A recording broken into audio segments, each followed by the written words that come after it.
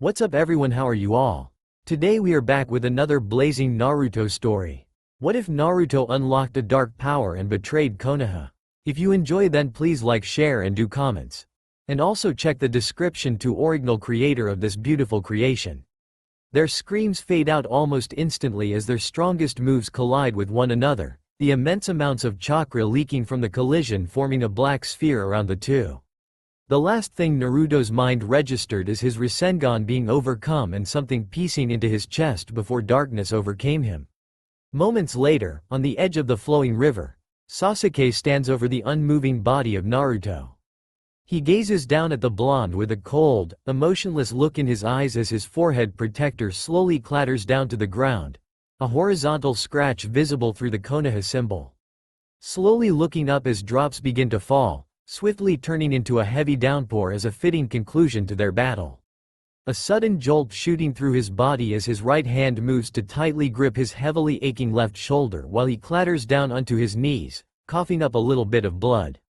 As his eyes open a moment later, he finds himself with a close-up view of Naruto's pain-filled face.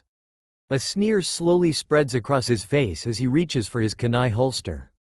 Slowly standing up and stepping to the blonde's side, he draws a kunai and jabs it down through Naruto's hand. His hand moves to the holster again as he draws another kunai which he jabs through the blonde's other hand. This time, you won't follow me, Naruto. Kakashi sped through the forest quickly, jumping from branch to branch as his gaze fixed at the distance. A moment earlier he noticed the outflow of chakra and could only relate its source from one thing as he picked up his pace. I have a bad feeling about this, he mused as he approached the edge of the forest, halting on the cliff overlooking the battlefield. His eye spotting the boy laying on the ground almost instantly, and he dashed off towards him.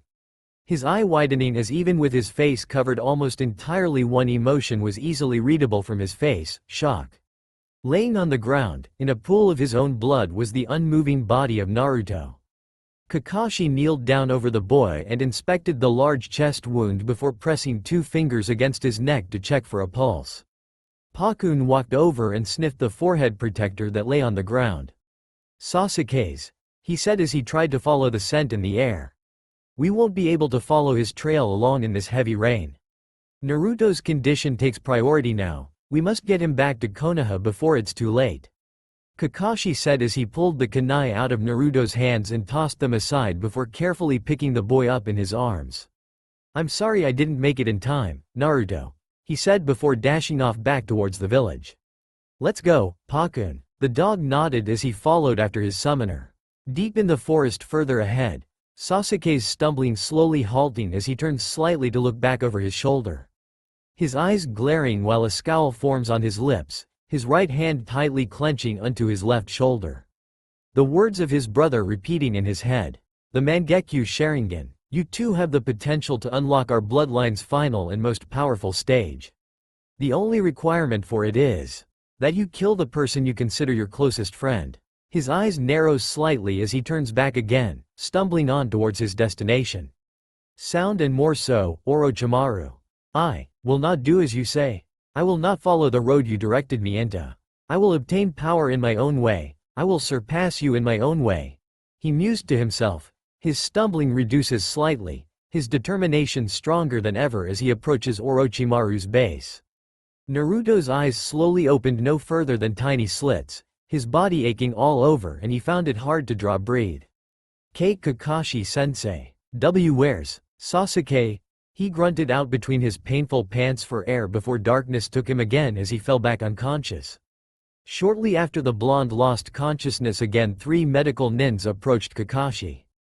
Kakashi-san, how is Uzumaki Naruto's condition? One asked as he looks over the boy in Kakashi's arms. He's in bad shape. He has a large wound on the right half of his chest and is most likely suffering from chakra exhaustion. He needs medical treatment, and fast. Kakashi responded in his usual calm tone, a serious look on his face. The medical nin nodded briefly with concern in his eyes. What about Sasuke? Where is Uchiha Sasuke? He asked, to which Kakashi's could only respond by shaking his head slowly. His gaze returning to the nin, intending to change the subject slightly. What's the situation with the other genin? By Hokage-sama's order, the first and second medical teams were dispatched. We have already taken the injured back to receive medical treatment. Kakashi nodded slightly in response. What are their conditions? He asked the same medical nin. Nara Shikamaru's injuries are minor. Inuzuka Kiba has a deep wound, but it is not life-threatening. However, Hyuga Neji and Akamichi Choji are in critical condition. Recover for either of them is still uncertain. Konoha's hospital was bustling with activity as several medical teams were involved with the treatment of the injured genin. Outside of treatment room 6 sat Shikamaru, fiddling nervously with his fingers while leaning forward. His eyes, filled with concern, aimed at the floor, unwilling to look up at the woman across from him. That is, until she began speaking in that demeaning tone of hers. It's pointless to be as nervous as you are. Sacrifices and losses are an inevitable part of mission. I'm sure you're aware of that. Didn't you receive emotional training for situations such as these? He looked up at her with a slight hint of annoyance in his eyes. Training and actual combat are completely different. I knew very well what missions would consist of. I thought I understood all what the world of shinobi was about. However, this was my first mission as a chunin. The first mission for which I was appointed team captain. Only now do I realize that I'm not cut out to be a shinobi. He slowly stood up before continuing. I shouldn't have been the team captain this time. All I did was put my trust in everyone else. I was too naive. I wasn't nearly strong enough. This is all my fault. He finished, clenching his hand tightly into a fist. What, are you afraid of being hurt? Tamari spoke while gazing at the Nara in disappointment of the young man. Shikamaru, however, granted her no reply as he turned and walked away through the hallway, passing his father who was resting against the wall around the corner. Shikaku slowly closed his eyes and let out a quiet sigh before looking up again at his retreating son. Shikamaru, you're just going to run away when a woman is talking down on you like that? It's troublesome. I don't want to have an argument, I'm not a girl. Replied Shikamaru with a slight glance over his shoulder. Yeah, but you're not a man either. You're being nothing more than a coward. Even if you just quit being a shinobi right here and now, missions will still occur.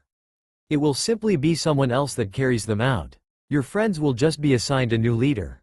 And that time, they might all die.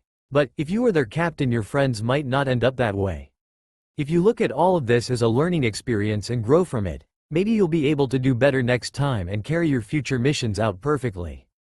If you really care about your friends, then before deciding to run away from everything, considering becoming greater and stronger for the sake of your friends instead.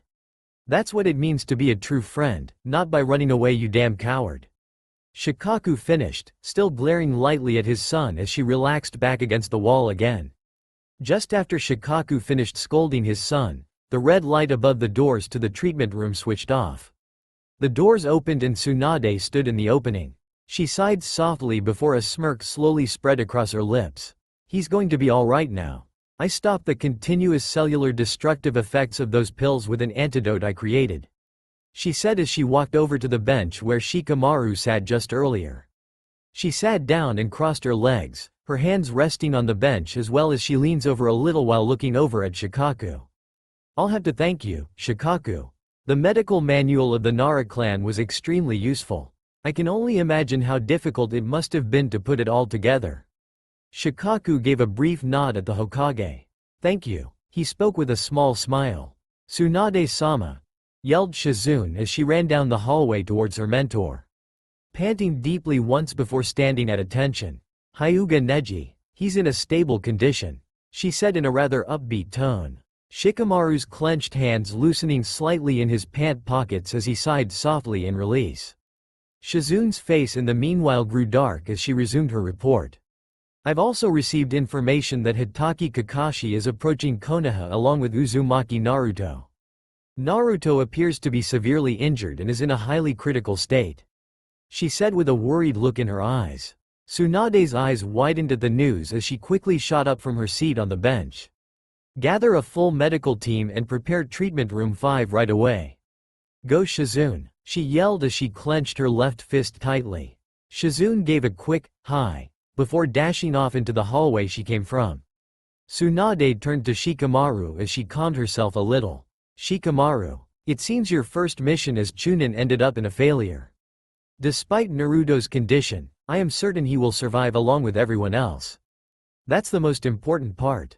Shikamaru finally cracked as tears started streaming down his face, trembling slightly. I promise. Next time, I'll carry out the mission perfectly, he spoke with a cracked voice. Tsunade nodded once before she ran off towards the gates at the front of the hospital to await Kakashi and Naruto. The moment she reached the gates, she could already make out a flash of white speeding straight for her as well as the unmoving figure in his arms. Kakashi, treatment room 5 is ready for him, let's go, she yelled as Kakashi approached her. Both picked up pace as they moved through the corridors towards the treatment room. Tsunade flew through a set of seals swiftly and held her left hand over Naruto's chest wound. The hand glowing a soft green as she analyzed the gaping fist-sized wound. They soon arrived at their destination where Kakashi carefully laid Naruto down on the prepared table and glanced once at the boy and then at Tsunade. A slight bow of his head as he stepped out of the room. The doors closing behind him and the light sprung on, he moved over towards the bench and leant up against the wall next to it. A short sigh passing his lips before he reached into his kunai holster and took out his favorite orange book. Sasuke, how far do you intend to go for your revenge? To betray your friends, kill them even? He mused before deciding to calm himself by reading from his book. His expression soon returning to its usual neutral state. On the other side of the doors, the medical team had already removed Naruto's torn jacket and several markings were drawn across his body. 5 lines of markings all leading to the gaping chest wound. Shizune stood above the boy with confusion and most of all shock clear in her eyes. How can anyone still live with such a hole in his chest? Any other person would be dead already, she said while looking at Tsunade who was finishing the last preparations. Exactly, any other person would have. The reason he has not, is because of the Kyuubi's regenerative abilities already healing his wound as we speak. Our first concern right now is to fix the damage done to his lung and stopping the bleeding before closing the wound. The remaining internal damage will come after that. Shizune, I need you to clean the wound and stop the bleeding as I heal his lung. Tsunade said while already forming seals quickly before laying one hand on top of the other just above the gaping wound of the blonde, her hands glowing brightly green. Shizune nodded and gave a quick, hi, as she follows her mentor's lead, flying through seals and folding her hands with their own green glow inches away from Tsunade's. Both mentor and student were focusing hard as beads of sweat were forming on Shizune's forehead, already exhausted after the several-hour procedure she went through with the Hyuga. Tsunade-sama, why are we not using the method we used for Hyuga Neji to regenerate his cells and heal the wound more efficiently? She spoke with a slightly strained voice, but still keeping her breathing even. Because we know too little about the rate of which the Kyuubi's chakra is healing his wound. Thus using such a large-scale regenerative technique has a risk of backfiring. Not to mention yourself and a large number of medical nin are exhausted from the procedure. The best we can do is directly boost the Kyuubi's regenerating ability while concentrating on healing the most severe damage first. Tsunade replied in a calm voice, yet her expression betraying she was all but calm. Was he actually trying to kill Naruto? The wound nearly pierced completely through him. Damn it, Sasuke, she mused while gritting her teeth, focusing on Naruto's lung first as she said was the priority while also analyzing further damage done. A couple of hours later the sliding doors opened as Tsunade emerged from the 5th treatment room. The door sliding back shut behind her while both Kakashi and Shikamaru, who had joined him only half an hour earlier, looked up at her. Certain she had both their full attention, her lips curled into a smirk as she gave a brief nod. We've closed the hole in his chest. She paused for a moment as she glanced at the Nara whose eyes widened at that. However, she didn't grant him time to process it as she resumed.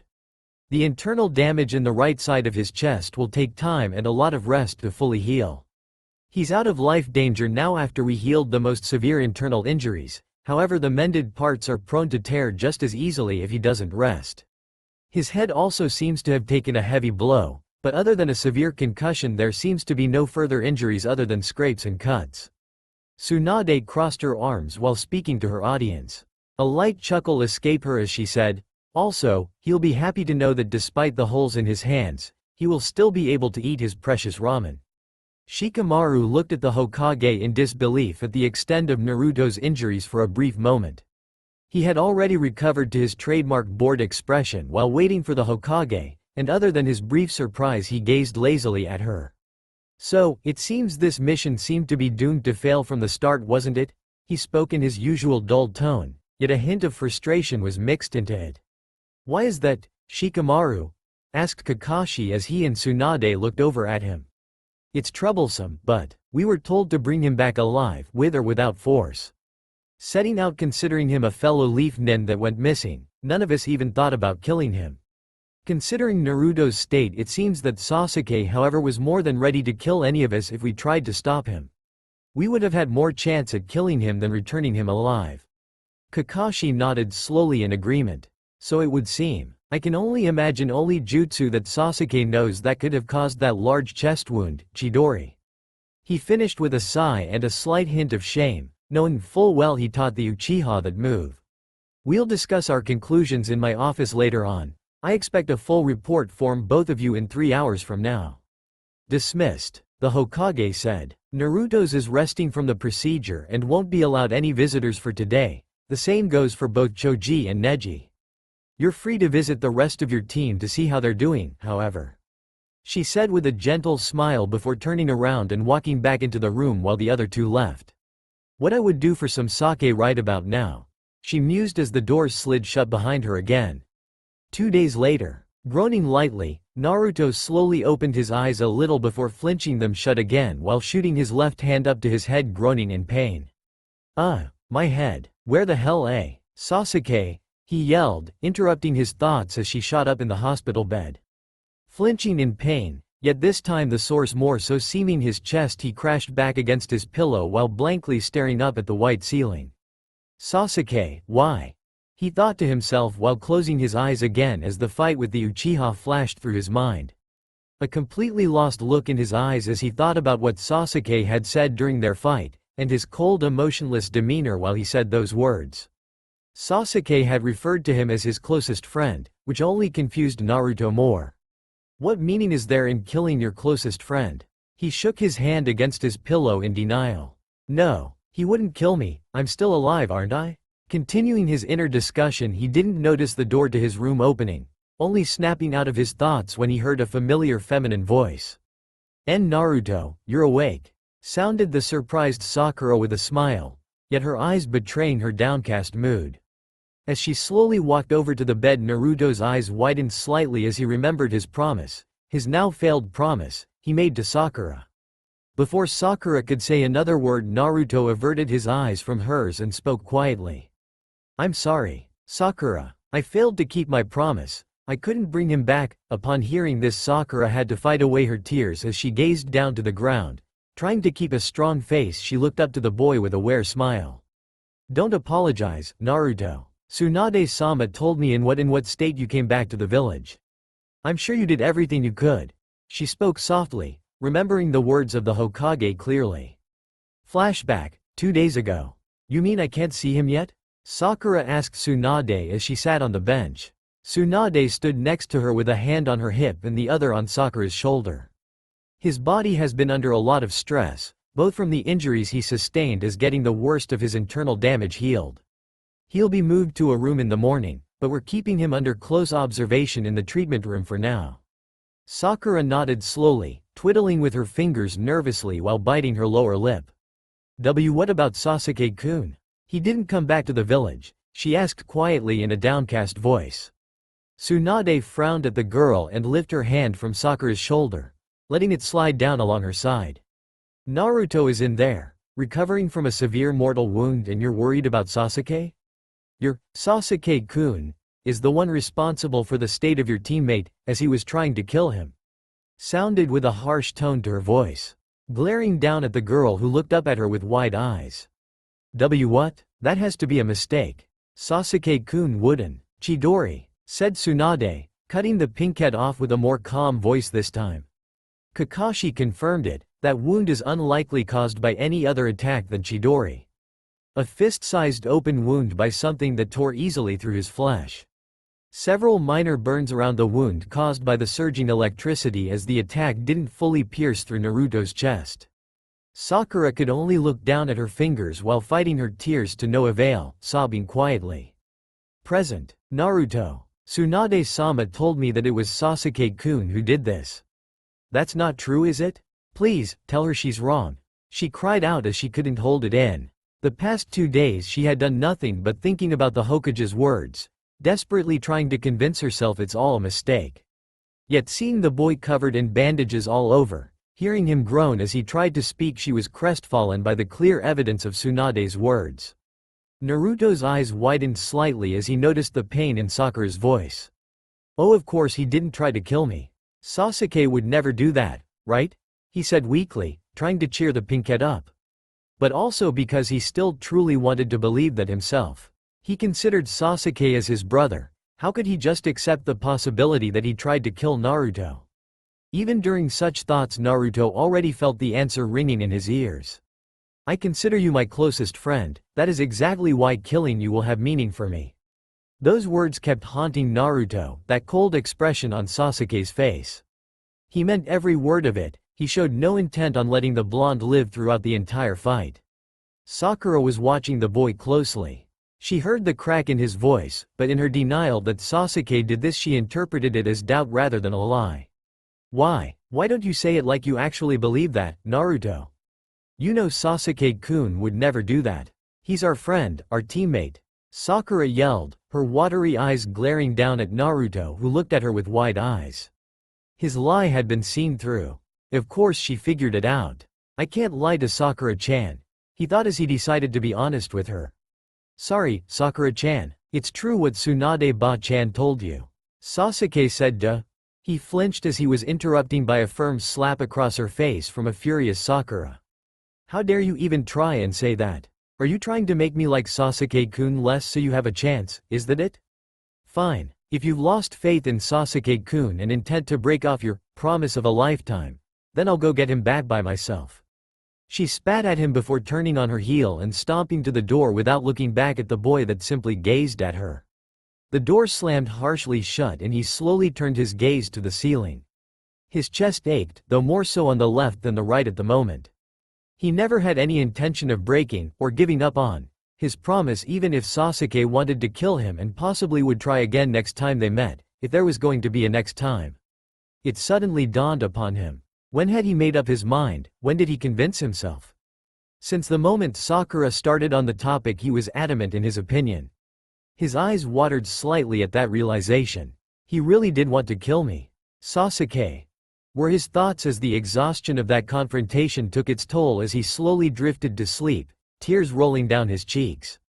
His sleep was restless, not only Sasuke but Sakura too haunting his dreams. He had never known family, he never knew the pleasure of having friends until after becoming a genin even. And now, both the boy he considered his brother as well as the girl he has a crush on seemed to hate him. Their words repeatedly echoing through his dreams, their faces circling before him.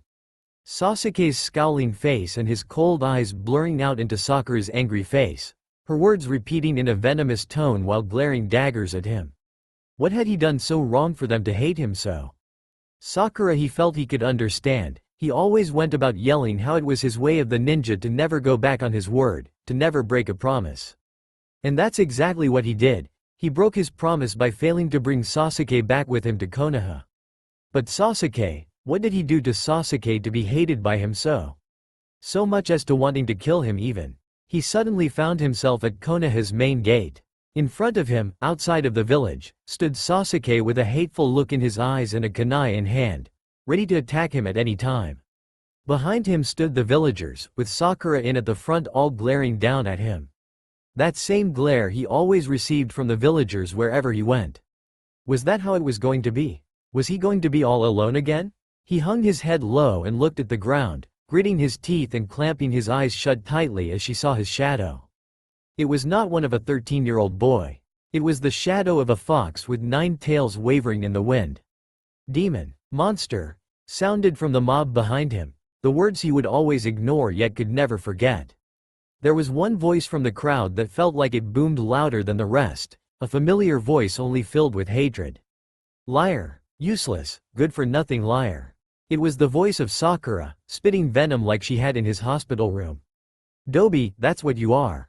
Dead last. A dropout whose only skill is to be in the way and annoy people. came from his front, the harsh and cold voice from Sasuke. Gripping his head tightly, Naruto dropped to his knees, screaming at them to stop as she shook himself while keeling over towards the ground. An object piercing into his back, ending his dream.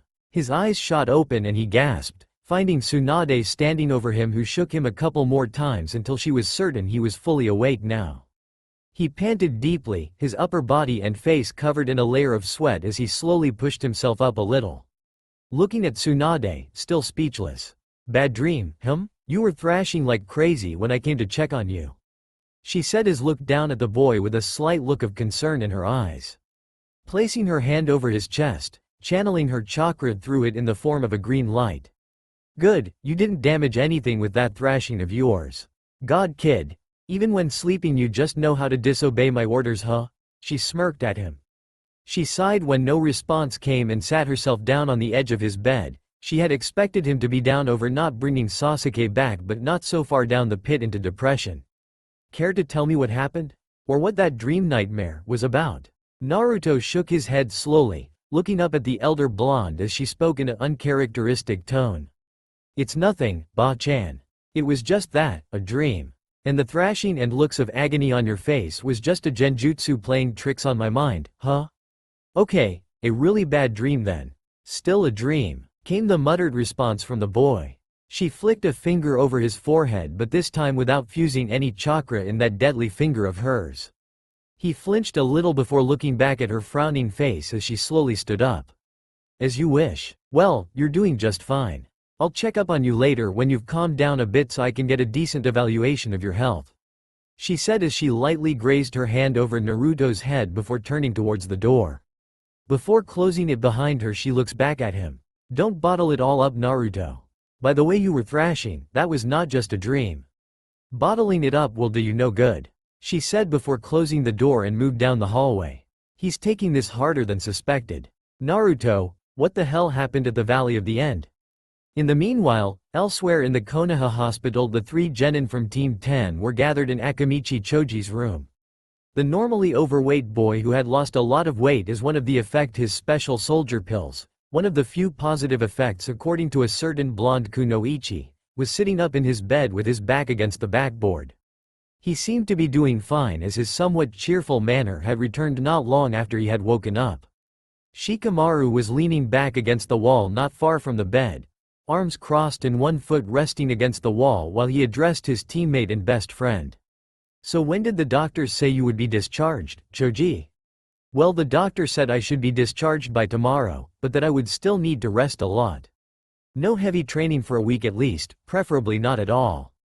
And Tsunade-sama said I wasn't to go on any mission for 2 or maybe 3 weeks as right now my body is still fragile from the degeneration caused by those pills," he said with a somewhat serious tone before breaking out into a smile as he continued. "Asuma-sensei said that he'd take me out for an all-you-can-eat barbecue dinner once I feel better too." The kunoichi sitting next to his bed in a comfortable chair sighed at this, frowning at her teammate. "Choji, you're not seriously thinking stuffing your face with barbecue the moment you're discharged, are you? I mean, you look so much healthier like this. It would be such a shame to eat your way back to your former figure," she said, her voice growing more careful near the end as she struggles to not use the words that are considered taboo around Choji. "What? It's a part of my training," the boy responded quickly with a look in his eyes as if he truly believed that.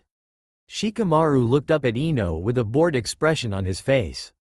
"Troublesome woman. You know that his size is vital for the efficiency for his ninjutsu, don't you?" Ino instantly snapped her head up to glare at her lazy teammate.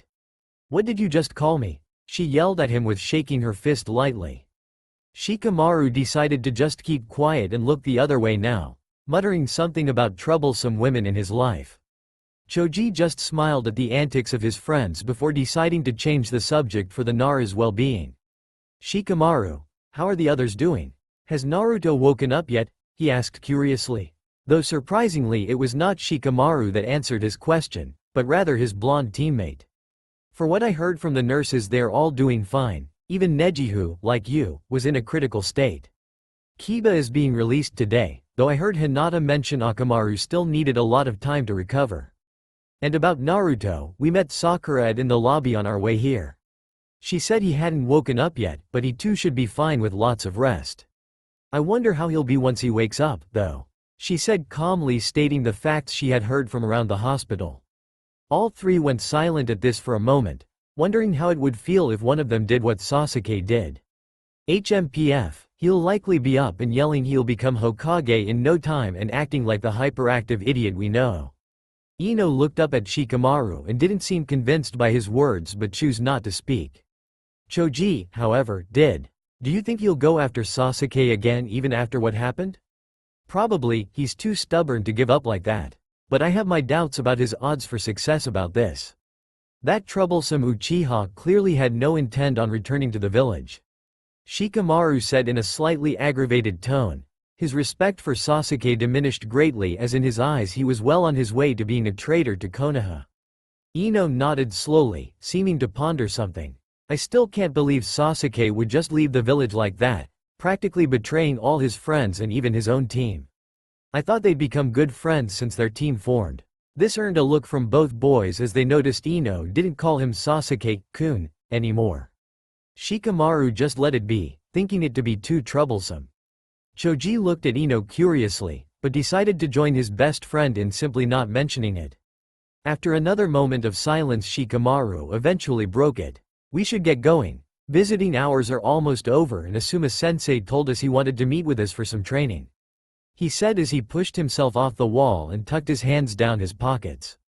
Ino nodded and stood up as well, smiling at Choji.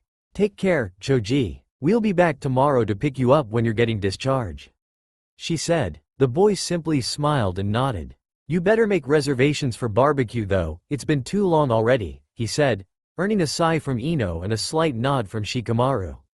Later, Choji, said Shikamaru before leaving his teammate's room. Hey Shikamaru, you wanna go see if Naruto's awake yet? Ino said as they walked through the hallways of the hospital. Shikamaru looked back at her with a raised eyebrow. I'll stop by once he's awake. It'd be troublesome to visit his room if he's still out. Why the sudden interest in Naruto anyhow? I thought you disliked him, said the Nara, receiving a frown from Ino as she responded in a higher-pitched voice than normal. Don't act tough, Shika. I know you want to know what the hell happened to him as much as everyone else. And even if I don't like him, he's part of the Rookie 9. He's one of us, like it or not, she said. Shikamaru sighed and gave in to her, nodding as they changed their direction towards the blonde's room. Naruto sat propped up against the backboard of his bed, staring blankly down to his feet as he kept recalling Sakura's harsh words as well as replaying that nightmare he had shortly after. He lifted his hands a little and looked down at them. The nurse had come in earlier to remove the old bandages and inspect his wounds, which seemed to look fine as she reapplied new bandages right after that. He had no clue when or how he had gotten those wounds in his hands, being fairly certain he wasn't stabbed there during his fight with Sasuke. Asking the nurse, she said the wounds were caused by a kunai. And by the brief looks he got he was fairly certain they pierced through entirely. After a moment he simply shrugged it off. Guess I was so busy fighting I didn't even notice getting hurt, he mused to himself. He let his hands drop onto his legs again as he stared blankly out in front of him, letting out a sigh. Sakura was so angry at me. I had to make it up to her. Next time I'll definitely bring Sasuke back home, Datbeo, he told himself. At that moment he heard the door opening to reveal Shikamaru walking in. Shikamaru, he spoke loudly, glad to see his friend again after their mission. Oh, so you're finally awake? Said Shikamaru with a light smile on his face. Naruto's eyes fell on the second visitor that entered his room, a surprised look written on his face as he looked at the blonde Kunoichi. Ino, what are you doing here? He asked both out of curiosity as well as a little defensively. He didn't like the blonde very much. She was always fighting with Sakura over who was going to win Sasuke's heart. And she was loud, really loud. HMPF, I didn't come here for you, you know. Shikamaru wasn't going to bother seeing how you were without knowing you'd be awake, so I had to drag him here for his own good, she said with an annoyed tone as she sneered at the other blonde and then at the Nara. A quiet sigh passing her lips as her tone softened only slightly. Though I admit even I am glad to see you're doing fine, she added. Shikamaru sighed at his two friends. Troublesome blondes, he mused to himself before turning his attention to Naruto. So Naruto, how are you feeling? The blonde did his best to simply hide his mood, not wanting to burden his friends with his own problems that were, in his eyes, his own fault anyhow. He put up a smile as he responded to Shikamaru. "Ah, I'm feeling fine. Just sore in some places. Oh, how are Choji and Neji doing? And Kiba? Are they alright?" he said in his usual loud voice as he questioned his lazy friend. Ino sighed and hung her head a little in response to his annoyingly loud voice. "Damn, even when you're injured you're being loud. It's annoying." She glared at him before turning to Shikamaru, clearly not intending to inform Naruto as she did Choji earlier. Naruto decided to ignore her and looked expectantly at Shikamaru, being more interested in getting his question answered than telling Ino that she is the loud one. "You two are both loud," he stated, earning a glare and a swat over his arm from Ino. "Did you just call me loud?" Sighing in defeat he turned to Naruto. "Troublesome woman. Anyway, Choji and Neji were both badly injured in their fights against those sound nins. Neji will probably be bedridden for the rest of the week, but he's doing fine. Choji is being released tomorrow, but Hokage-sama has forbidden him any serious training and missions for 2 to 3 weeks to let his body recover from the damage done by those pills. Kiba was discharged earlier today to rest and recover further at home." "That's great to hear. So we all made it back, huh? Oh, what about Lee? He helped me against that weirdo that tried to stop me," said Naruto, letting out a sigh of relief at hearing his friends were all doing fine. "Lee? I haven't seen him around since we've gotten back. You mean that green spandex-wearing kid? I heard he's obsessing himself over his training, yelling out that youth nonsense while he does. The training very much being against Tsunade-sama's liking," Ino said, earning looks from both of the two boys. "What? Unlike you two, I actually talk to people. You should try it, it's called socializing," she uttered as she fumed at the two, folding her arms. Naruto grinned at Ino and didn't let this chance open. "Gossiping, you mean? Just shut it, idiot," countered Ino almost instantly. Shikamaru, once again being a spectator of the hostile exchange from the two blondes, sighed and closed his eyes, trying to tune out their bickering. "Man, these two fight more than my mom barks at my dad. So troublesome." Once both of them finally settled down, Shikamaru decided to turn his attention to Naruto again in an attempt to get his own curiosity sated a little. "So, what exactly happened once you went ahead of me to chase after Sasuke?" he said, almost instantly feeling the mood swinging around completely. Naruto's face fell as he looked down at his hands with a somber expression. Both the teammates from Team 10 noticed the blonde going silent at the sudden change of subject. But before either could say anything, Naruto looked up with a sheepish smile while scratching the back of his head. "Heh, well, you pretty much know what happened, right? I couldn't bring him back, instead I got myself hurt and ended up here," he said with his usual upbeat voice, even though his mask was quite easily seen through. "Oh come on, you're really going to keep it at that? You were out for 2 days straight and that's all you have to say about what happened?" Ino scolded. Being the gossip queen she is, her own curiosity piqued the moment Shikamaru brought up the subject. Naruto looked up at the other blonde and shrugged a little, keeping up his lie as he struggled to strengthen his mask. Something he'd grown so used to putting up, yet today it seemed impossible for him to make it flawless. "I just got carried away and ended up getting reckless. That's why I ended up here, it was just an accident," he lied, much to Shikamaru's disapproval as he heard of the worst injury he sustained from Sasuke. He was about to respond but was cut off by Ino, who did it in his stead. Raising an eyebrow at the sudden interest the kunoichi suddenly showed. "An accident?" she sighed before continuing. "You know, if you want to lie you really need to make it more viable and less obvious," she said. Naruto looked shocked at her for seeing through his lies so easily, even if he was having a hard time keeping up his facade. "Believe it or not, it's true," he muttered quietly. In truth he really wanted to believe that it was true, but he couldn't get that hateful look in Sasuke's eyes out of his head. "Fine, whatever you say," said Ino with an annoyed voice. Shikamaru cut in, also dropping the subject just as his blonde teammate seemed to have. "Oi, Naruto, how long have you been awake anyhow? We ran into Sakura earlier on her way out and she said you weren't awake yet."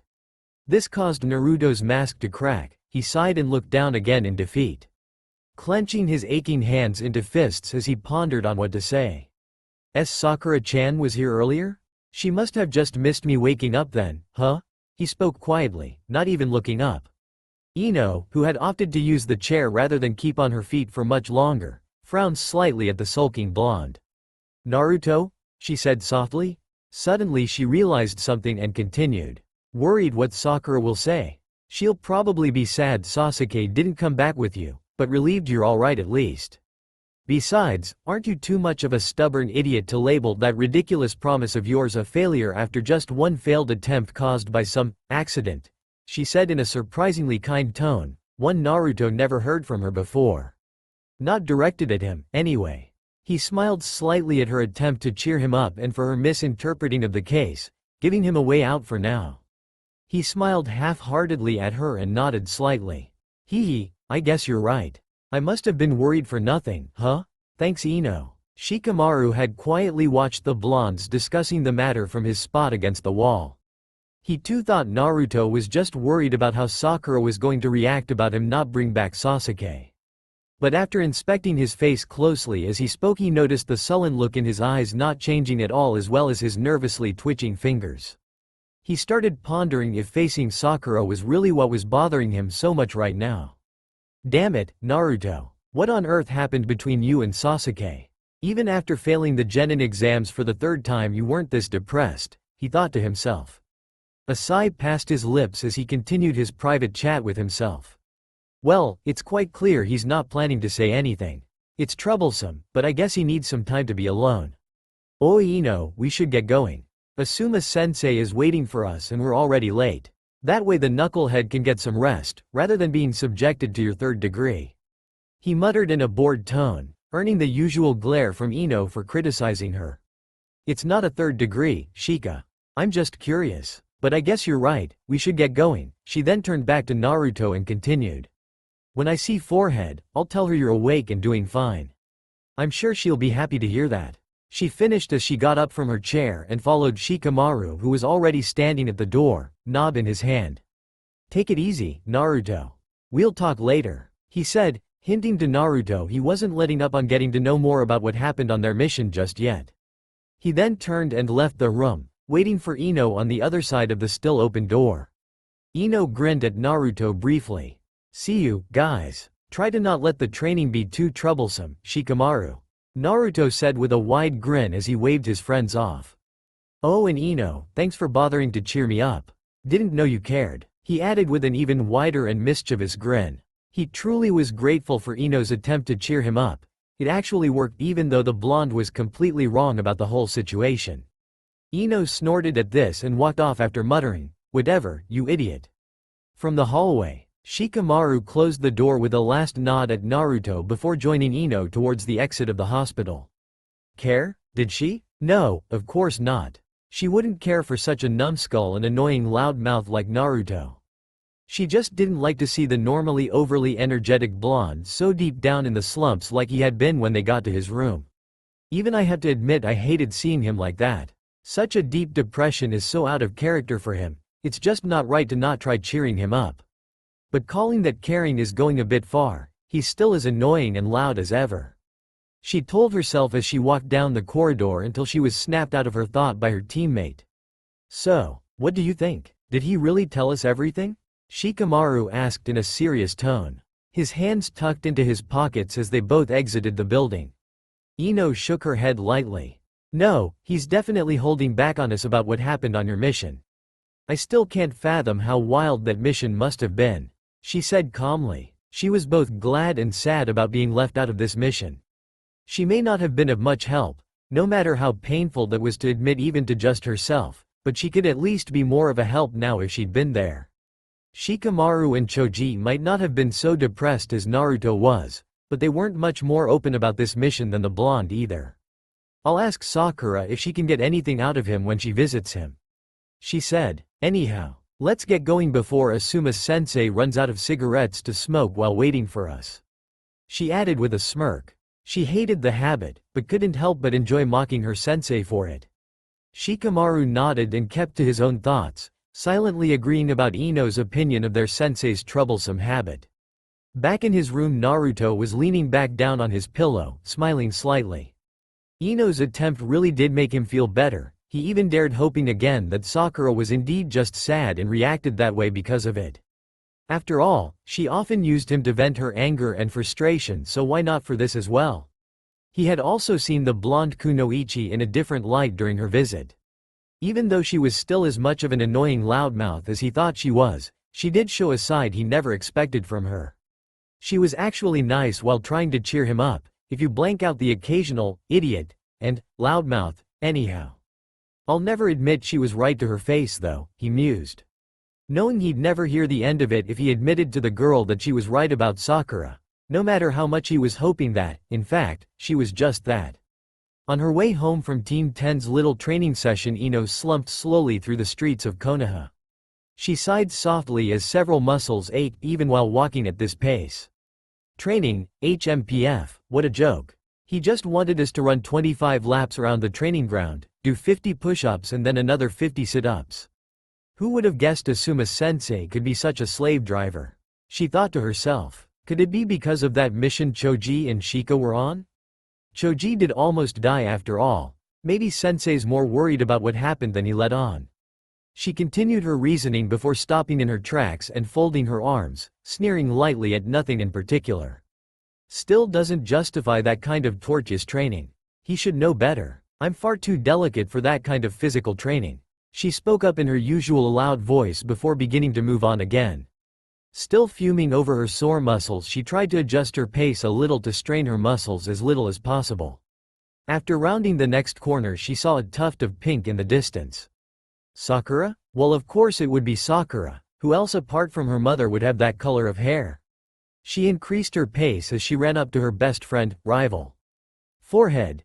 She yelled out at the pinkhead, who turned around and raised an eyebrow at Ino, tightening her grip on her backpack slightly. What do you want, pig? What are you doing here anyhow? She said in an annoyed tone once Ino had run over to her.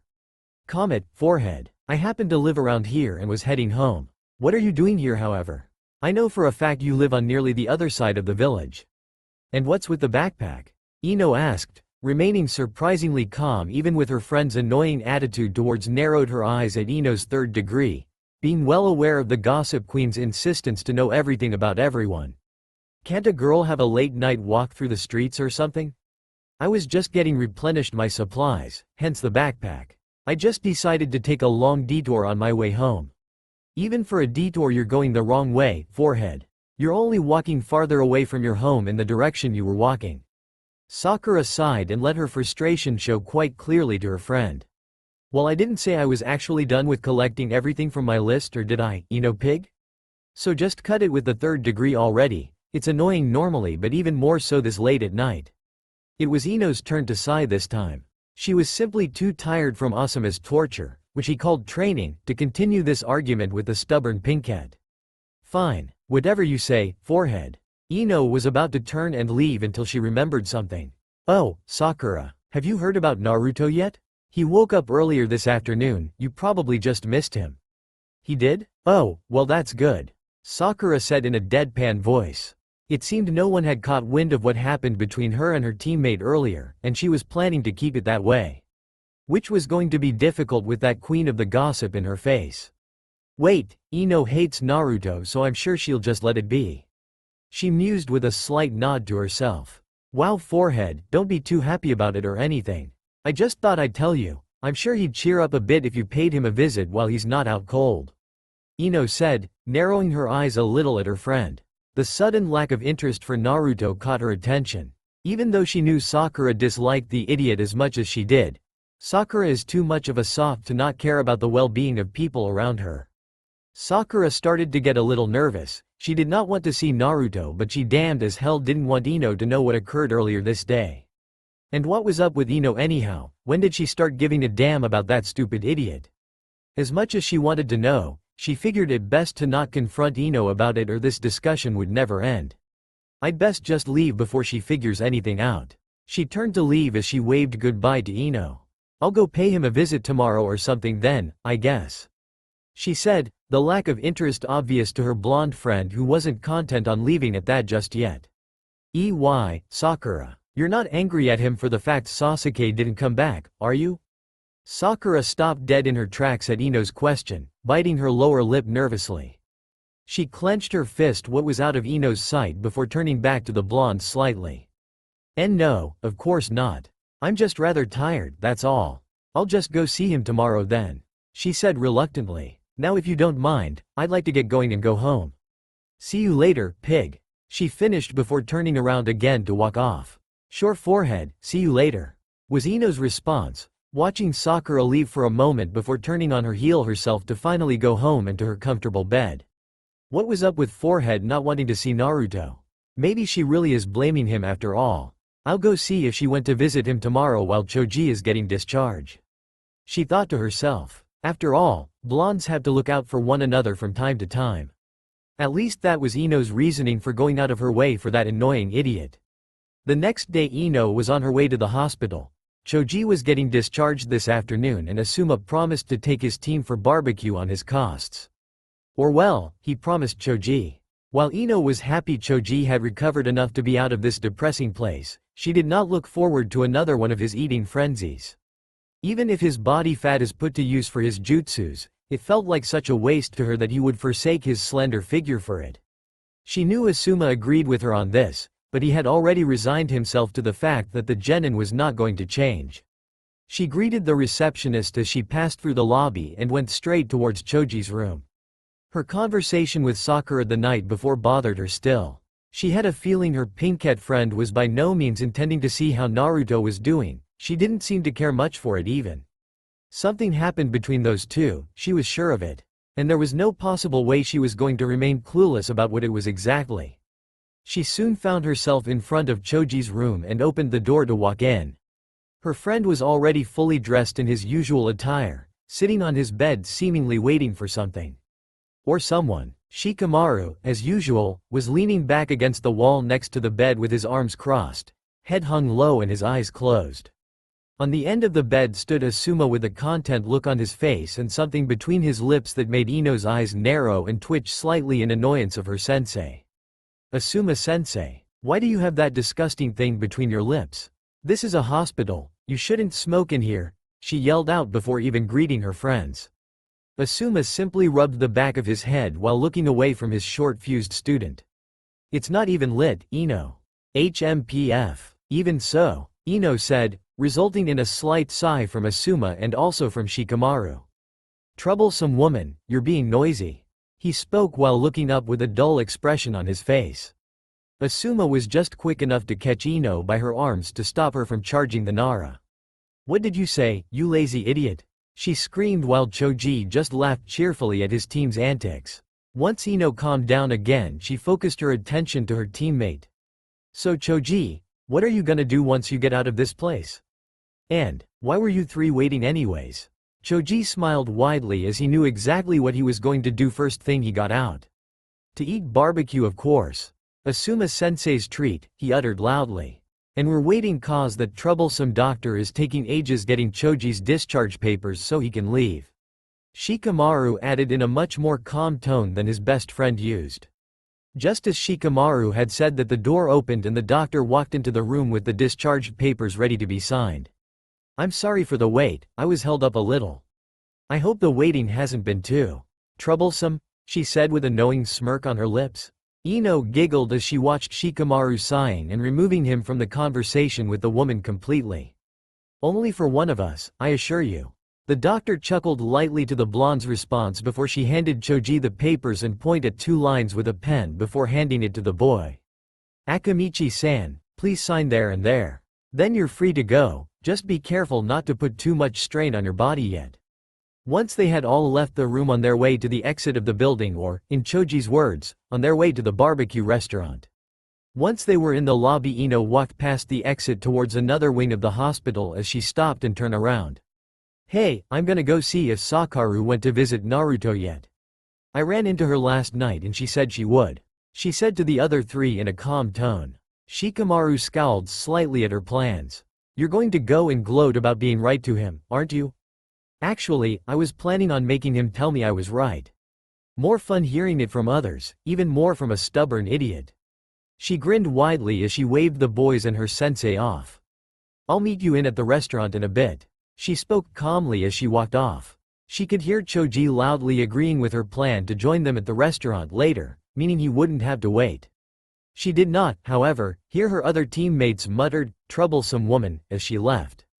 Asuma's sweat dropped and sighed at the antics of his 3 students. Her reasons for going to see the blonde wasn't quite what she claimed to be. Sakura's lack of interest in the boy still bothered her, and she wanted to confirm her suspicions for herself. Though, if she had misinterpreted it, she would be more than happy to fall back to the idea of making the boy admit she was right. She did after all love being told that. As she approached the room, she suddenly heard a feminine voice shout loudly from inside, but it definitely was not Sakura for what she could make out. "Get back in bed right now, you damned brat." The voice that boomed out from inside the room was none other than Tsunade's. She had come to check up on Naruto's condition only to find him next to his bed doing push-ups. "Nay, Ba-chan, I'm fine." He was cut off as she had already made her way over, grabbed a handful of his hospital gown and pulled him up to glare him deep into his eyes. "You are not fine. Your wounds may have closed just fine, but your body has far from recovered from the damage that was done. Now," she growled at him threateningly, his eyes pierced by the death glare she was shooting him. Sweat rolled down the back of his head. He nodded meekly at her order, uttering a quiet, "Hi," as he crawled back into the hospital bed. "Seriously, you've only just recovered from a mortal wound. What on earth were you thinking doing push-ups?"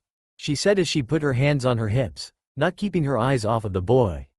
"Because, Bakan, I need to get stronger if I want to keep my promise to Sakura-chan and bring Sasuke back to Konoha. I can't just lay in bed doing nothing while he's probably already training now as we speak," he said seriously, yet his voice seemed to crack briefly as he mentioned Sakura. Tsunade sighed and flicked the blonde on the forehead with her index finger. "And you expect to train effectively while your body is so sore you'll just incapacitate yourself if you get just a bit too much pressure on your chest? Naruto, you had a damn hole in your chest. Even a part of your lung was torn apart. You can't expect to recover from that in just a matter of a few days, not even you." She started with a frustrated voice, but when she noticed the blonde taking in her words, she softened her voice a little near the end. Ino was on the other side of the door listening closely to the exchange inside of the room. Her eyes widened in shock when she heard just how extreme a wound he had sustained out there. How did he ever survive even getting back to the village? And to imagine he was actually seeming to do just fine physically yesterday, not counting the fact he looked like a mummy, she thought to herself as the voices died down after Tsunade's scolding of the boy. She couldn't help but feel some admiration for the boy. It was remarkable how he was able to even get out of bed on his own so soon. And then there was that determination to carry through with that promise he made to Sakura just before the mission. The respect for her fellow blonde easily went from near non-existent to far beyond the respect she had for Sasuke at the moment. Even though she lost a lot of respect for the Uchiha, it was saying a lot that one of his biggest fans found Naruto deserving more respect than Sasuke. Inside the room in the meanwhile, Naruto was still taking in processing what Tsunade had said. She had made it sound as if he would collapse the moment he would work a sweat basically. "But, I felt fine while doing push-ups. Maybe Ba-chan is just worrying too much," he mused to himself. He agreed with himself that was the case and just nodded slightly, thinking he'll just have to be more careful about getting caught next time. As if reading his thoughts, Tsunade glared at him and flicked him across her forehead again. "Don't force me to set up a schedule for watch keeping just so you don't go and rip your insides with your stupidity, you brat," she said with a sigh, closing her eyes. "No training until I say so, got it? I know you heal faster than anyone else, and I bet that if that wound was all you had you'd probably be up and about already. But your entire body has been under severe stress, from both the fight with Sasuke and the procedure to heal your internal damage." This resulted in a slight defeated nod from the blonde. She knew that deep down even he himself realized he wasn't doing fine. Just too stubborn to even listen to his own body. "He takes a bit too much after that idiot teammate of my own," she mused with a content smile. "So, basically I just can't move around too much by myself, right?" Naruto said with a mischievous grin across his lips. Tsunade narrowed her eyes at the boy, expecting the boy to try and pull something anytime now, but she gave a quick nod. At least the brat had understood that much of what she said. The mischievous look only grew worse as he made a seal with his hand for his favorite jutsu. Kage Bunshin no Jutsu. he yelled as a shadow clone formed next to his bed.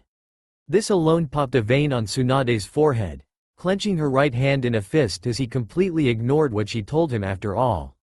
When his clone and himself started to form a Rasengan in his palm, she snapped, smacking him over the head hard before the sphere had grown too large for such interruption.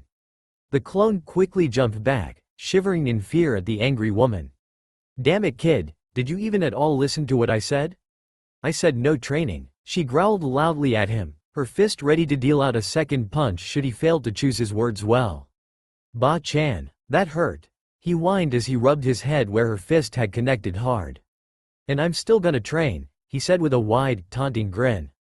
Before her fist could connect again, his clone had pulled him away quickly and jumped in between to take the blow before dissipating in a puff of smoke.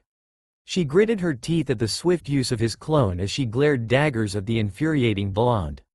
"When I said no training I mean, and this is the last time, you annoying little brat!" Exclamation mark quote. He stuck out his tongue and gave her a taunting face by pulling some skin below his eye downward with his index finger.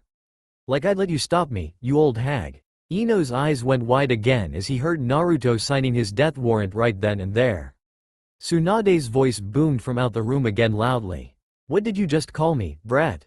Followed by several sounds that Ino could only relate to being something hard connecting with something hollow. Two panicked squeals from the blonde boy was the last she heard as it went deathly quiet inside. "I can't believe he called Tsunade-sama an old hag. That idiot," she mused to herself, finding it rather entertaining to witness from this side of the door. The smirk on her face faded fast as she could hear footsteps approaching the door. She quickly jumped back a bit and decided to pretend she was just arriving. The door opened to reveal a frustrated Tsunade walking out of the room. She sighed deeply. "Annoying brat. Naruto giving you a hard time, Hokage-sama?"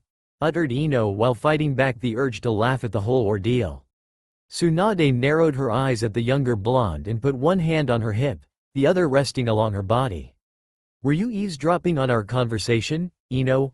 she asked with a stern voice as she addressed the young kunoichi. Ino gasped lightly and quickly raised her hands protectively, shaking her head. "And no, of course not. I just came over to see how he was doing," she stuttered out nervously, well aware of the intimidating older woman's habit of pounding sense in someone. Tsunade stared curiously at the girl before deciding to give her the benefit of the doubt. "I see. Well, you shouldn't go in right now. He's, resting." She coughed at her obvious lie, but her dangerous glare dared the younger girl to question her. Ino simply nodded at her. I see. Well, I'm sure he's doing fine, so I'll be off then," she said quickly. "Why were you so interested in how Naruto was doing, if you don't mind my asking? Quite sure you two don't exactly appreciate one another," came from the older blonde before Ino could leave. Ino sighed softly as the Hokage's voice didn't sound quite as threatening as it did earlier. "Oh, I was just wondering whether or not Sakura had come to see him yet. She told me last night she would, but she was acting kind of weird and didn't seem too interested in how Naruto was doing," she said calmly, looking up at Tsunade without as much nerves as earlier. "Sakura? You mean she hadn't seen him yet since he woke up yesterday?" Ino nodded at her and explained that Naruto and Sakura both claimed they hadn't seen one another yet since he had woken up. Tsunade pondered on this for a moment, remembering the state she found Naruto in. He definitely had woken up once already and had fallen back to sleep, which was a much more normal occurrence than the brat climbing out of bed to do push-ups. "That's strange. When I came to check up on him yesterday, he was sleeping restlessly. He definitely had been awake before already, though they could have just missed each other by a few minutes," Tsunade stated, crossing her arms as she pondered on it. "But Naruto was acting so depressed when Shika and I paid him a visit yesterday, and Sakura was acting so weird last night. I think something happened between them and I want to find out what," Ino said, but suddenly found herself under that same strict glare as before. "Ino, if you're trying to figure out something that may be juicy gossip material, I'm telling you right now to stop it. Even if something did happen, it's between Naruto and Sakura," she said in a stern voice. "I have to get back to work, so unless there is anything else," she added in the same strict tone. Ino nodded her head at the Hokage's order, then shook her head after. "And no, that's all, Tsunade-sama. My apologies for bothering you with my ranting." she said nervously, bowing to the Hokage before taking her leave herself. She realized just how scary the Hokage could be if she wanted to be. She shuddered at the thought of calling Tsunade an old hag. You'd have to be really stupid to call someone like Tsunade-sama a hag. Really, really stupid. She mused to herself, chuckling quietly at the squeals she heard coming from Naruto's room after having said that. Forgetting about the blonde idiot for now, she made her way to the barbecue place to meet up with her team. She was rather late, but knowing Choji, she was far from being too late. Early on in the next morning, Ino was already making her way, albeit at a slow pace, towards the hospital. Her teammates had given her an idea, one she had been playing with in her mind herself as well, on how to sat her curiosity concerning the blonde idiot and whatever happened between him and Sakura. Even though the suggestion was rather insulting in her opinion, she had to agree it was very tempting to go with.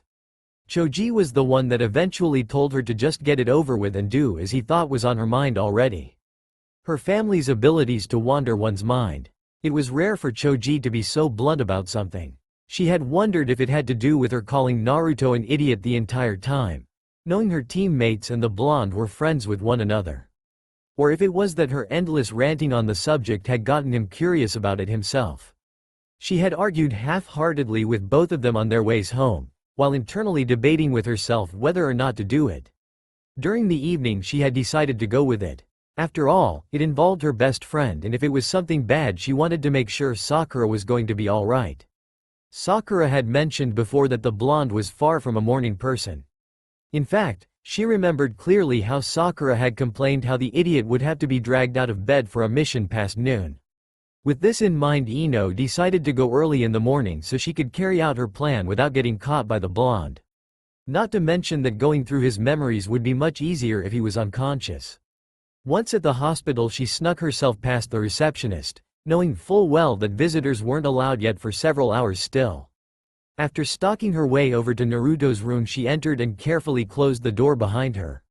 Turning to look into the room she saw Naruto sprawled all across the bed, a trickle of drool running down the corner of his mouth.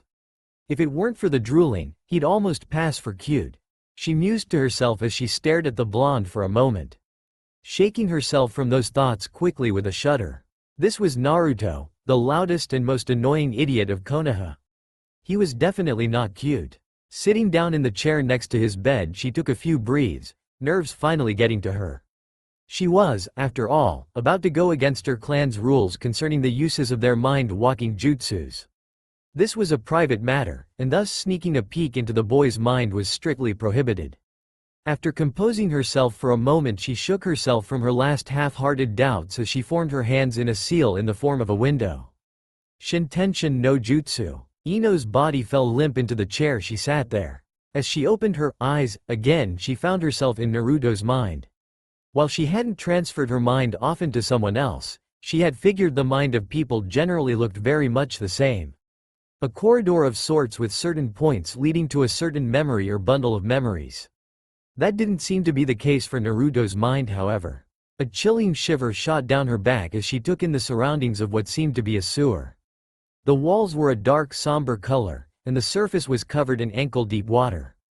She couldn't fathom how an upbeat, hyperactive prankster could possibly have such a depressing mindscape, with such a cold sensation flowing through it.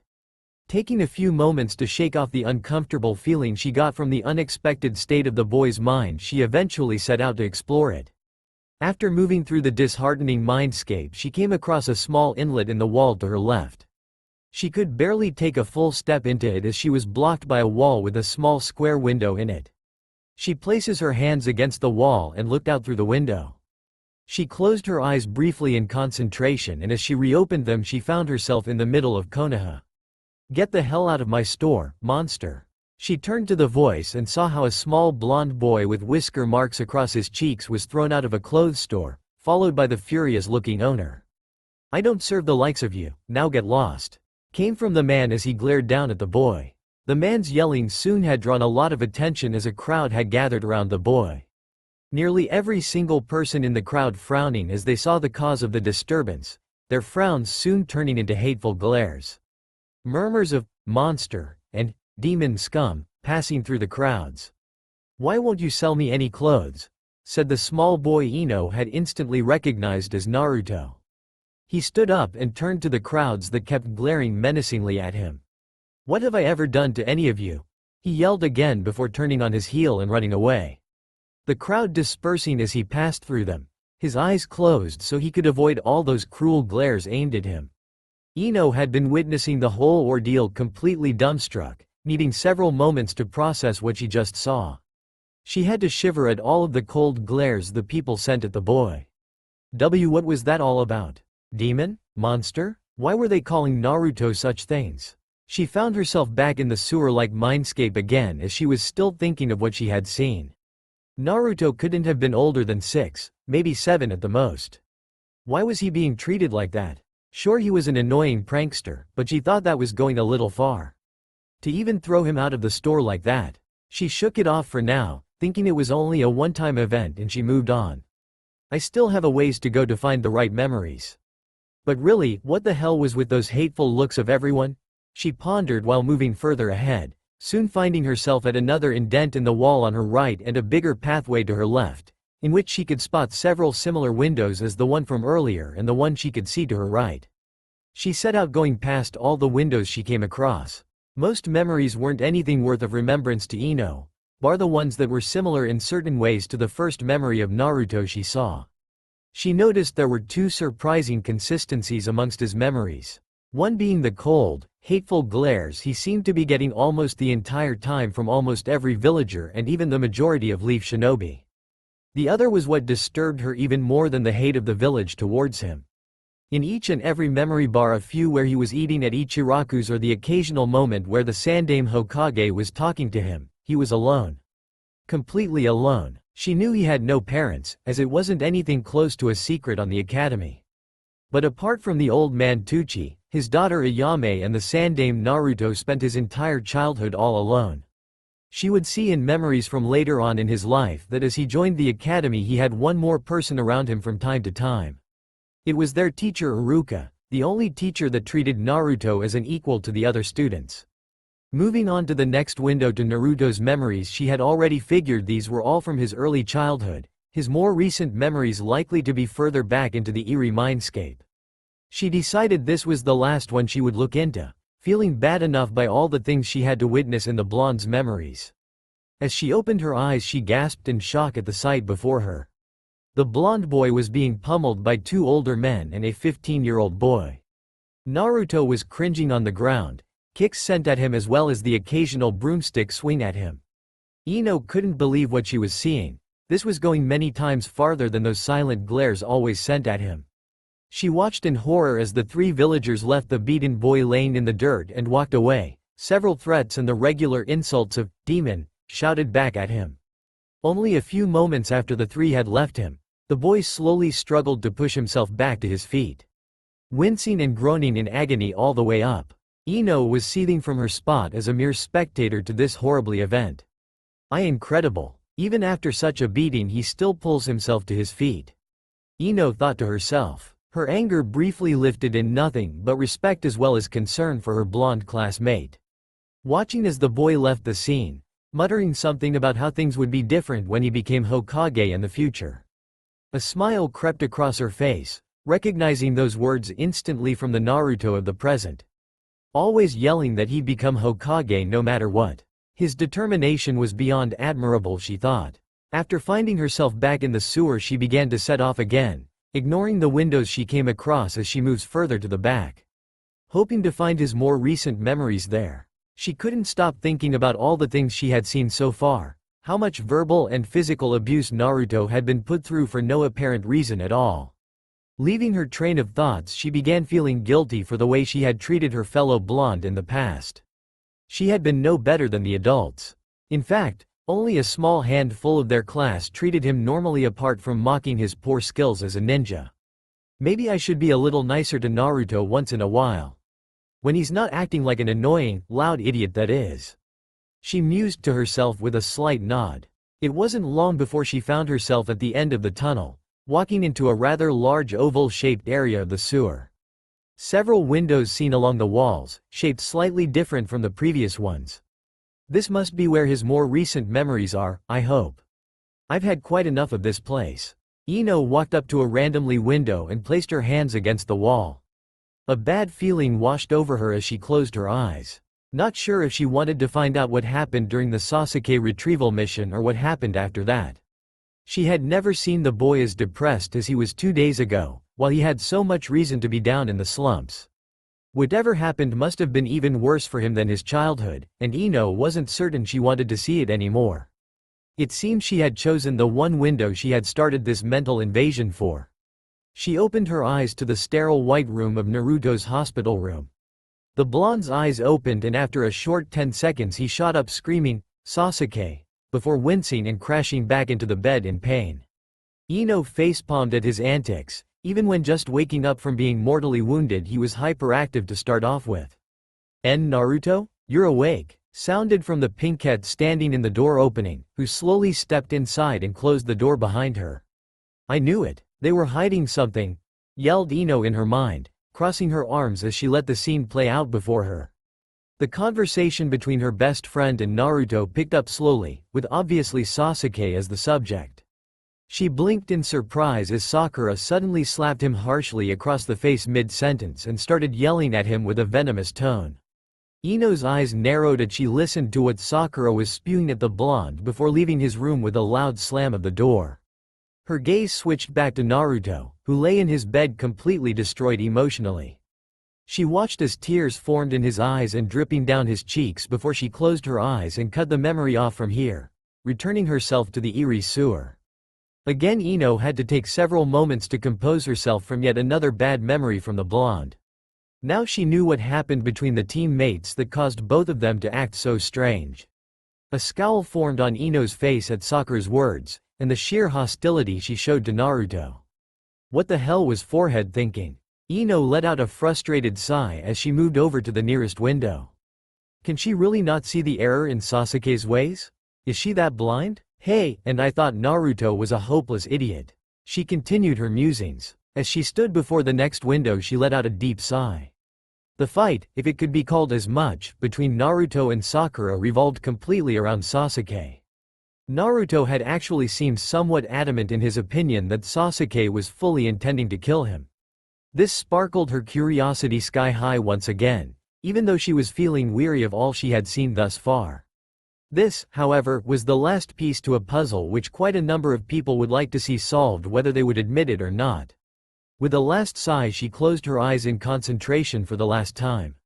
When she reopened her eyes to look into the memory the first thing she saw in front of her was Naruto, using his chakra to slowly climb on top of the water's surface. Behind her, up top of the statue of Uchiha Madara stood Sasuke with his arms crossed and a smug expression across his face. "Have you noticed yet, Dobi?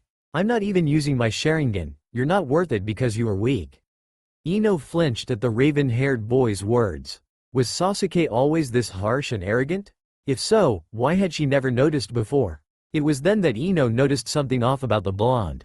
His chakra seemed to skyrocket. It also felt very different from his normal chakra. It was exactly like during the Chunin finals in his fight against Hyuga Neji. However, unlike in his fight with Neji, he seemed to be going through some change physically as well. His fangs began to grow slowly until they protruded his lips. In the meantime his nails were growing out into seemingly razor-sharp claws. His hair had become much more wild as well and the birthmark whiskers were no longer mere lines but had grown more pronounced and ragged-looking. The picture was complete when Naruto opened his eyes, no longer showing the cerulean blue eyes but instead they were blood red with slits down the middle. Feral. That was the only word fitting his looks right now, thought Ino while gaping at the blonde with wide eyes. She had little time to look confused at the blonde, as he sped off at a high speed towards Sasuke. It seemed the blonde was too fast even for Sasuke now as he punched his square in the face before the Uchiha could even respond. Naruto seemed to be taking the upper hand as he was giving his raven-haired friend a most painful beating. Even with his Sharingan activated he couldn't defend himself against the feral blonde. Eventually Sasuke crashed into the ground higher up with Naruto lifting him by his collar. "I'll drag you back to Konoha even if I have to break your damned legs. You hear me, Sasuke?" she heard the blonde say. Even his voice had become feral, growling out in his anger.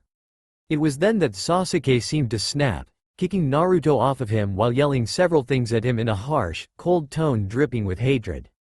His Sharingan was changing slightly as the third Tomo was formed in it, earning a curious look from Ino.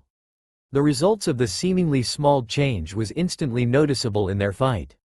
The moment the Sharingan changed into its fully matured state, Naruto had been unable to land even a single punch on the Uchiha. The dodging game of the Uchiha didn't last long as he soon launched his own offensive at his blonde friend. This is insane. I never would have thought their fight had been this intense. Those punches they throw at each other would be enough to put most people out instantly. Ino was rocked out of her stupor by a loud scream coming from high up the cliff where a huge wall of flames surged through the air. Ino's eyes widened as she recognized the voice as Naruto's. Was he in the middle of that jutsu? Before the smoke curtain caused by the fire cleared, two figures flew out of it at a high velocity. Sasuke had a tight grip on Naruto as they crashed down into the stone ground beneath them, Naruto taking the majority of the crash with his head, which made Ino flinch. Only to once again end up staring in slack-jawed amazement as the blonde forced himself slowly back up to his feet. How can he still get up after that? How is he even still alive? His brains should be splattered, his neck shattered. Ino was losing her focus on the fight for a moment again as she was debating with herself how it looked like Sasuke was indeed trying to kill Naruto no matter what. Chidori boomed through the air coming from the raven-haired boy. Ino looked up to see the most horrifying sight she had ever seen. Before her stood Sasuke, with his hand completely pierced through the right half of Naruto's chest. Sasuke's body was completely covered in strange, creepy black spots. The same ones she saw covering his body in the Forest of Death during the Chunin exams. Only far more malice and murderous intent was dripping off of him than way back then. Sasuke dragged his hand back through the wound and clamped it tightly around Naruto's throat, squeezing his airpipe completely shut. Ino could only stand and watch with a horrified expression at the display before her. Naruto's hand shot up and gripped Sasuke's wrist tightly, instantly pulling the hand off his throat as red chakra slowly began to leak out from him. Managing to pull himself free, Sasuke jumped several meters back to gaze in shock at the sight before him. Naruto was exploding in tremendous amounts of chakra, growing stronger and stronger with every passing second. The wound on his chest closing at a rapid pace, barely taking even just 10 seconds to completely regenerate. Ino's eyes nearly bulged out of their sockets at what she was seeing.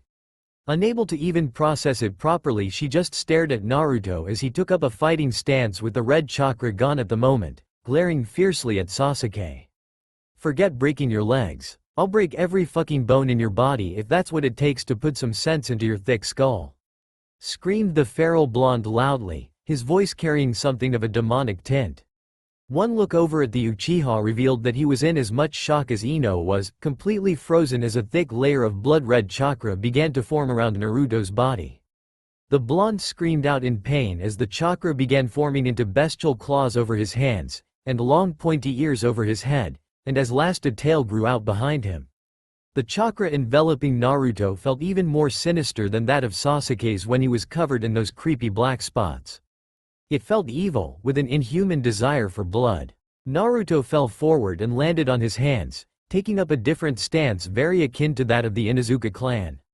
Ino failed to register even half of what occurred before her as Naruto lunged at the Uchiha, turning the tide of the battle yet another time with a relentless assault on Sasuke.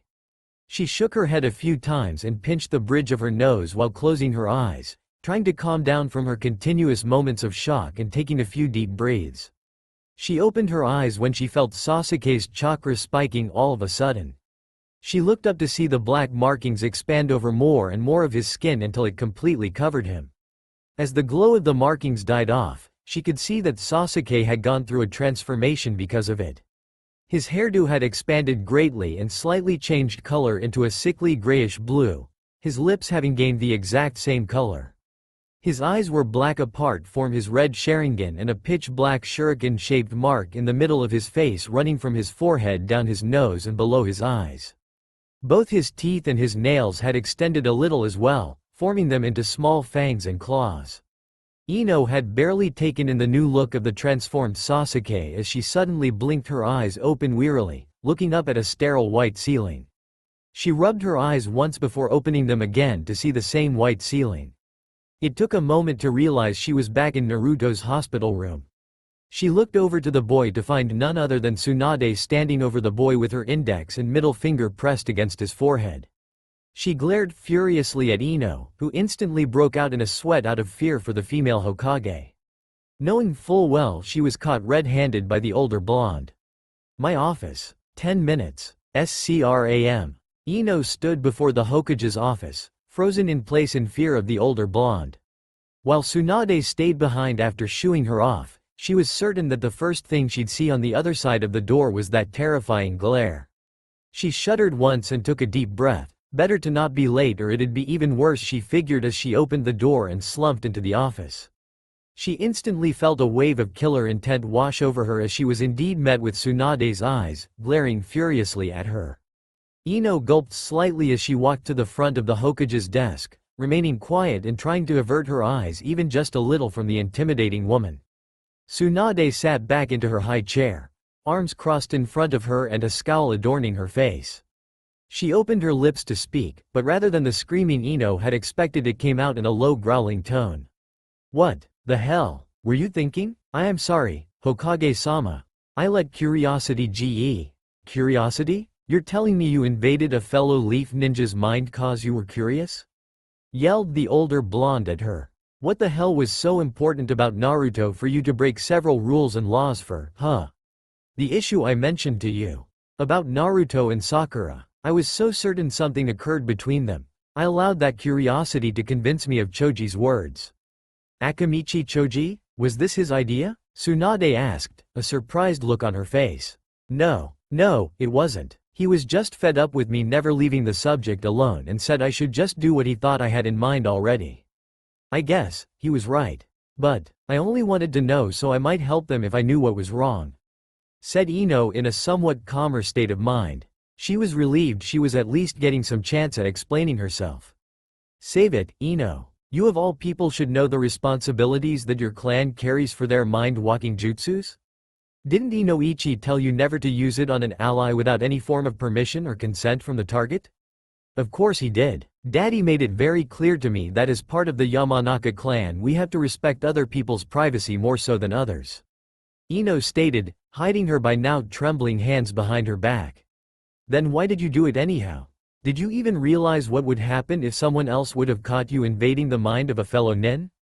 Even one such incident can destroy the trust towards the Yamanakas. Mind readers are difficult to trust if even one of their clan members has already proven they can slip up." Ino flinched at this. She hadn't even thought of the consequences for her family. She considered she could get punished when caught, but not about anything else. Her knees buckled a little as she looked down. "I am really sorry. Tsunade-sama, please don't punish my family for this," she said desperately, slowly looking back up at the older woman. A sigh passed Tsunade's lips briefly. "I'm not going to punish anyone. Yet, I want you to tell me everything you saw in his mind, everything," she said in a serious tone, looking expectantly at the younger blonde. "And for goodness sakes girl, grab a chair before you collapse. You'll be here for a while anyhow, I assume." Blinking in surprise for a moment, Ino quickly went to take a seat in the high-back chair. She hadn't expected to be shown such a small mercy, but she was glad to relieve her buckling knees of her weight for now. She twiddled with her fingers for a moment, avoiding eye contact with the Hokage. She thought of all she had seen in Naruto's memories. All those horrible things that the people of this village had put him through. "I'm not sure where to even begin. You've seen more than just what you were looking for, didn't you?" the Hokage sighed, rubbing her temples briefly before looking back at the girl. "Just begin where your little mind-invading adventure began. And Ino, don't leave anything out." Ino took several moments to replay most of the things she had seen, still unable to comprehend any of it. She looked up at Tsunade with a sad expression, surprising the older blonde. Why did everyone treat him like that, Tsunade-sama? I know he was an annoying prankster. But everyone seemed to hate him just for being alive more than just his silly pranks," she uttered in a trembling tone. Tsunade sighed softly again. "I was afraid of this. She's seen a lot of his past as well. Ino, just tell what you've seen for now." Ino began to explain in detail everything she had seen in Naruto's memories from when he was a small boy still. All the glares and looks of disgust he received, how often he would be called things that to her made absolutely no sense at all. Or that barely any store in the whole village would even allow him to be inside, let alone buy anything at all. Tsunade was aware of the boy's childhood to have been extremely difficult, but some of the things she heard surprised even her. The boy had received frequent beatings by grown men and left in the dirt after that. Thrown out from the orphanage many times if he wasn't being forbidden to join on their small events such as story times or games. She could see that guilt was washing over the younger woman in front of her as she was talking. She decided to ask the girl about it, giving her a short reprieve from thinking about everything she saw in his past. I've always been mean to him as well. I was just following the crowds by ignoring him and seeing only his annoying pranks. Many of my friends' parents kept saying to stay far away from him, and we just did. Even when we became genin, I never stopped to even try to get to know him, only seeing him an annoying idiot that shouldn't even be a shinobi. Ino said while folding her hands over her lap. Her eyes watered as she spoke, but she fought back the tears constantly. Tsunade smiled slightly at the girl in front of her.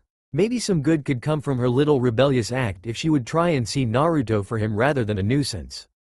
If that were the case, she might be just a little lenient on her punishment of the girl in favor of her, while she'd never admit it openly, favorite genin.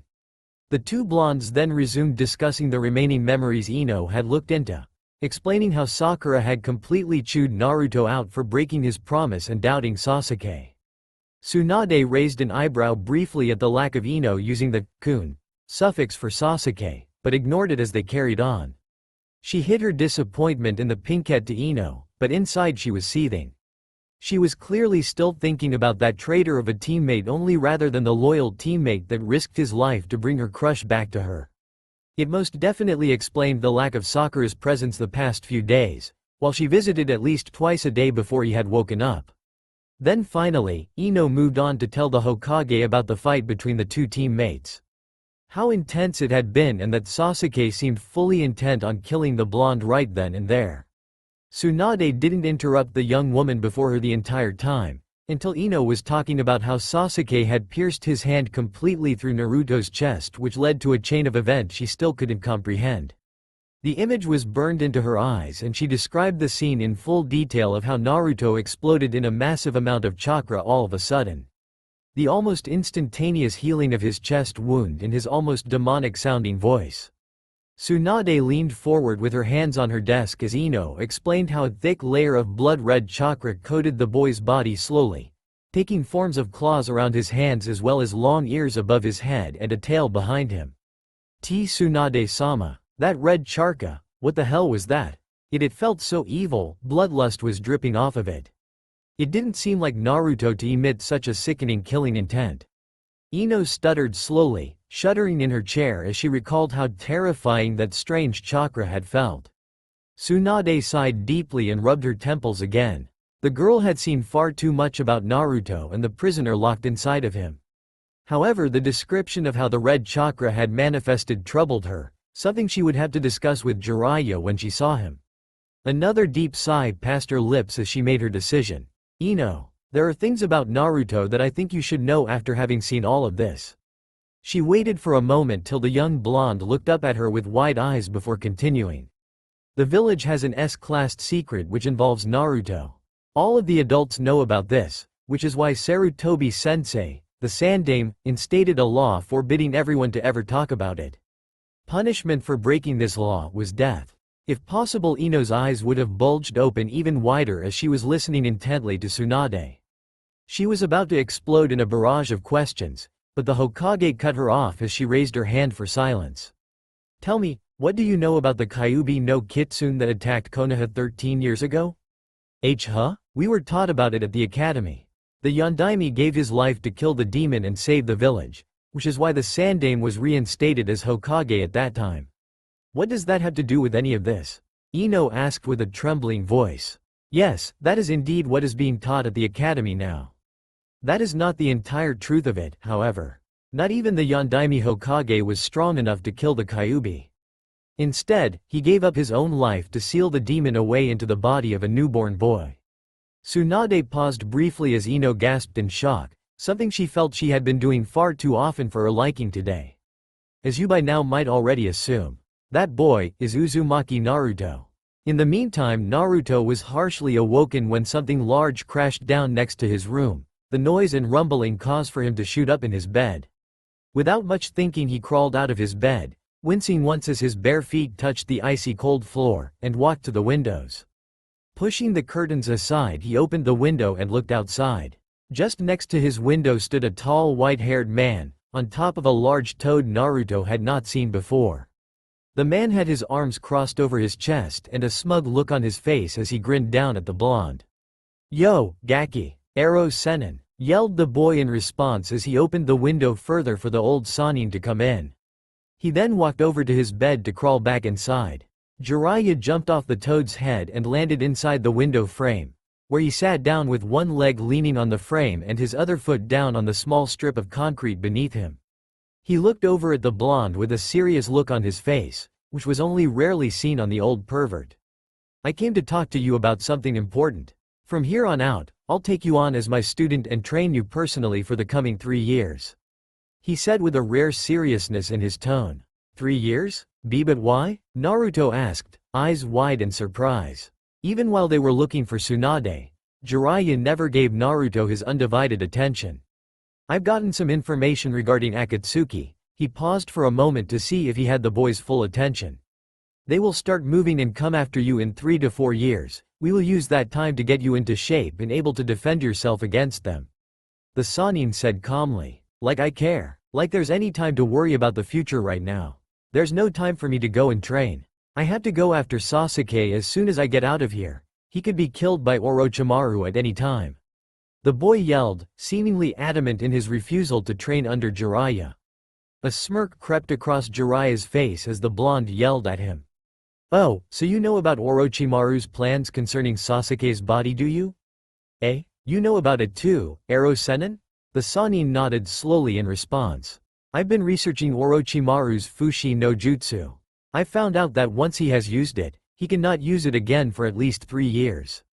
And according to my spies, he had gotten impatient and desperate while waiting for Sasuke, and was forced to transfer into someone else's body instead. So, it'll be alright for 3 years at least. We've got time. That's not a lie, is it? Is it?" came from the blonde in a desperate voice, looking hopeful at the white-haired man. "No, it's the truth. However, you should just forget about Sasuke. Tsunade already informed me of the whole situation. Sasuke went to Orochimaru by his own will. He chose to take that path. Whatever you'll do, you won't change his mind. He's got a lot in common with my old teammate in that aspect. If you're thinking of helping him, forget about it. It's foolish. I don't care what you say or think about him. I still see him as my friend." Jiraiya glared at the boy for half a second before responding in a scolding tone. "Do real friends hurt each other? Look at the state you're in. He was trying to kill you." The blonde fell silent instantly, looked down to avert the Sannin's eyes. "I know how you feel and what you're going through, Naruto. But you can't let any of this drive you. You're no normal kind. You're the Kyuubi's container and you have Akatsuki after you because of it. But, if you refuse to listen to me and still do it your way and go after Sasuke, then I guess that's the only way. However, keep in mind that someday you will have to face people far more dangerous than Orochimaru. Give up on Sasuke. I don't care what's going to happen. I don't care if I have to life like a fool. I will still become stronger than Sasuke, create better and more powerful jutsus than he'll ever make and drag his ass back to Konoha. He's just being an idiot right now, and I'll be the one to pound some damn sense into his skull. And, I'll beat those damned Akatsuki guys as well. All of them," Naruto yelled with a convinced determination in his voice and beaming of his face. Jiraiya's eyes widened briefly at the start of Naruto's speech, slightly surprised at how convinced of himself he sounded. He slowly looked away, shaking his head while his fists clenched tightly. The boy would simply die on his own, being the idiot that he is.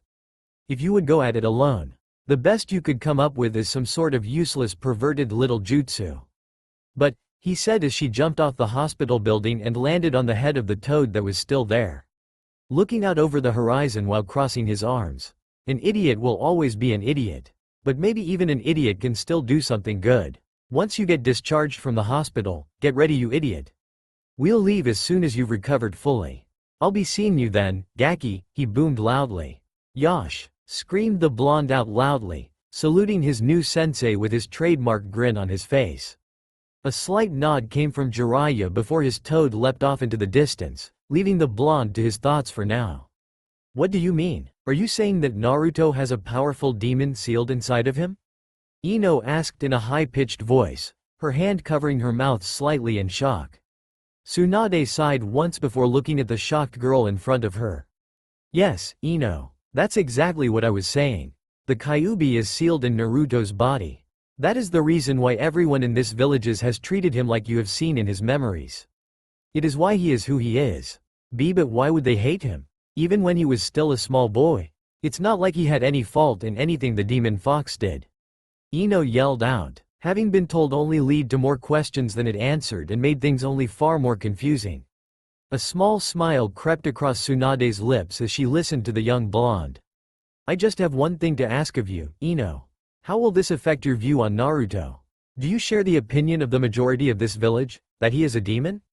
BD, that idiot? A demon? Ha, he's too brainless and cheerful to have anything demonic about him. Even a demon couldn't pretend to be that stupid.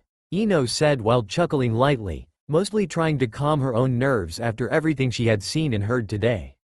She heard a small chuckle from the Hokage and looked up at her smiling face, receiving an appreciative nod. I am glad to hear that, Ino. He always hides himself behind his mask of happiness, but behind that mask rests a very insecure boy. He's afraid to let anyone know about his prisoner, fearing they would hate him like the villagers. Said Tsunade with a warm smile. His friends would have to find out sooner or later about his secret if he was being targeted by Akatsuki. Having Ino figuring it out early, and seemingly accepting it, could help greatly for Naruto's confidence for telling the rest of the Rookie Nine. I want you to tell him everything, Ino. Tsunade added with a slightly more serious tone, smirking in amusement as the blonde before gasped once and looked at her with a slight fear in her eyes. What? You want me to admit to him that I took advantage of his sleeping state to invade his mind and look into his memories? She asked with a slight trembling in her voice. She wasn't afraid of the boy at all. She did fear having to come clean to the boy and apologize to him, however. Fearing the rip it would take out of her pride, apologizing to that idiot. That's exactly what I want. Consider it punishment for your transgressions. And don't leave out that you know about the Kyuubi either. Besides, I'm sure you have countless questions for him on that subject. As you wish, Hokage-sama, Ino responded in a low murmur. Not at all looking forward to that little ordeal, even though she did feel like asking him more about his situation. And maybe she would even apologize for how she treated him all these years, just maybe. No need to get the idiot any ideas in his mind. Good, then get going before you have any time to come up with a nice story so you can fool him in not blaming you for anything. Said the older blonde with a teasing grin. Oh, and if he decides you should receive more punishment, I'm sure that Konoha's most famous prankster could think of something by himself. She added in an amused tone. Ino gulped at that final remark and nodded meekly, hoping that Naruto would be as forgiving to her as Sakura claimed that he always was to her. Damn it, forehead. Abuse his crush on you like that. Something that'd be useful for me now, though, she mused to herself. She slowly stood up from her chair and bowed before the older woman. I shall take my leave then, Hokage-sama, she said and turned on her heel to leave. Make sure to report back when you're done, Ino. I want to know how he responded to you finding out about his secret. Ino gave a curt, hi, before exiting the office, on her way to the hospital albeit reluctantly. Tsunade smiled to herself as she watched Ino leave, leaning back against her chair as she gazes at the ceiling in deep thought. That girl might just help him with his burden a little. She took it surprisingly well. She thought to herself, too big an idiot to possibly be a demon, huh? I'll need to keep that one in mind. She added with a light chuckle. Behind all those insults she could have sworn she saw that the young blonde had grown some respect and maybe even concern for Naruto. She grinned playfully while reaching for the drawer where she stashed a small bottle of sake. Oh yes, this might turn out to be fun. Tsunade-sama. She was just taking a sip from her sake when Shizune frantically barged into her room. The sudden commotion causing her to bend over and spray the sake out of her mouth, almost far enough to soak her apprentice in. Damn it, Shizune, what is it? She barked, annoyed that the woman had once again managed to keep her from drinking her sake while at work. Shizune frowned briefly at her master's drinking habit, but pushed it aside as she looked serious at the Hokage. Tsunade-sama, Haruno Sakura has gone missing. Unaware of what was going on in the Hokage's office, Ino was slowly pacing over towards the hospital to face her fellow blonde. Just like earlier in the morning, she was moving towards her destination reluctantly. She was supposed, no ordered, to go and admit everything to Naruto and even apologize. She shuddered at the thought. Not only was she admitting fault to that brainless idiot, Tsunade had left it up to the biggest prankster Konoha ever knew to decide her punishment on breaking several rules. She didn't even want to think of all the crazy things he could possibly come up with. No, she'd much rather not mention it and face Tsunade's wrath instead. Her thoughts slowly began to drift to all she had learned of today. Naruto's childhood, the Kyuubi and all the hate it caused towards the boy even now. She again felt that hint of respect for him. Even after all that hatred and abuse he endured, he managed to remain a cheerful person. Seemingly happy even. She frowned at the villagers who had treated him so poorly, calling him a demon. HMPF. If he really were a demon, he'd have killed those assholes that beat him up all the time. In fact, they were the monsters, doing such things to such a small boy. She thought to herself. Her pace slowed even more as pondered on what to tell the boy. How was he going to respond to her betraying his trust in his friends by invading his mind? Let alone his reaction when he learns she knows about his darkest secret. Maybe she would start with that bit from the get-go. Naruto would most likely be extremely uncomfortable the moment she tells him she looked into his memories. Best to assure him I don't hate him because of the sealed Kyuubi within him. He's still the same idiot in my eyes, not a demon. A loud, annoying idiot. Ino mused, nodding to herself with a slight smirk spreading across her lips. She would not admit, however, that she had grown a lot of respect for him today. She was brought out of her train of thoughts as the receptionist greeted her. She waved a hand at the woman and greeted her back. She gulped nervously as she walked towards Naruto's room. She was so lost in thoughts she hadn't noticed she was at the hospital already. And she still had absolutely no idea of what to say. One part of her mind was being reluctant to actually having to admit fault and apologize to the idiot. While at the same time she had a lot of questions for him. And another small part of her even thought she should try be more nice to him, to make up for how she treated him at the academy. A deep sigh passed her lips before she pushed the door open. Finding Naruto sitting straight up in his bed, with surprisingly less bandages covering his head. "Oi, Ino, what are you doing here?" Ino cringed at the loud voice, frowning annoyed at him. "Quiet down, you idiot. This is still a hospital, you know," she said, sighing deeply as she entered the room. She looked him over and noticed how not a single scar marked his face at all. She figured that must be the extent of the Kyuubi's regenerative powers. Naruto crossed his arms and narrowed his eyes at her, pouting a little. "HMPF. Came to annoy me again, have you?" he said in an almost taunting-sounding voice. Resisting the urge to honor that remark with a response she normally would give, she pulled up a chair next to the bed and sat down on it. Sighing deeply again as she looked at the boy. "I assure you, I could think of better ways to spend my time than to come here and annoy you." "Then why are you here if not to annoy me?" Naruto said while curiously looking at Ino. His eyes then widened a little as he showed his trademark grin. "Ooh, I get it, so you do care. Whatever. I came here cause Tsunade-sama told me to," she said without thinking. Her hand quickly shot to her mouth. She didn't know what to say still, and wanted to postpone that subject until she did. Too late now, it seems. "Ba-chan? What did I do this time that she sent you as my punishment?" he nearly shouted while pointing at Ino in accusation. "It's not about what you did but what did you just say?" She shot out from her chair and raised her flat hand in the air, glaring furiously at the annoying blonde before her. She watched him flinch back slightly, which caused images of all those times he got beaten up to flood her mind. She sighed and let her hand drop to her side before sitting back down. Her anger subsided a little, but she still glared at him. "I know how hard it is for you. But please, shut up for a while. She didn't send me to punish you, okay?" she said while trying to calm down. She very much preferred doing this with a level head, and the infuriating boy didn't make it easy for her to do so. She was slightly surprised at how he suddenly looked more serious. Huh? Then why did Ba-chan tell you to come here? Is something wrong? He asked in a more serious tone. Sensing she had his full attention now, she took a deep breath before looking him straight in the eyes. She sent me as punishment to myself. 2. Confess something. Naruto simply gazed blankly at her, clueless to what she was talking about. He was about to ask her about it, but she raised her hand to cut him off. A soft look in her eyes he wasn't used to receiving from a lot of people, least of all the blonde kunoichi sitting in front of him. Just let me talk for now, alright? This morning, I did something I'm not particularly proud of. Something I both do and do not regret, she said in a low tone, her nervousness growing by the second. She averted her eyes from Naruto's as she continued. You and Sakura had been acting really strange since you had woken up 2 days ago. I was certain something occurred between the two of you and wanted to find out what that was. Then there was everyone's reluctance to give any real details on that mission you all went on. I was fed up with knowing so little and I let my curiosity get the better of me. While you were asleep this morning, I snuck into your room. I then used my Shintenshin no Jutsu on you to look through your memories. Only when Ino was done talking, she dared to take a look at Naruto's reaction. Her heart sunk to her feet at what she saw. She thought he'd be angry at her, yell at her even. But what she found instead was far worse.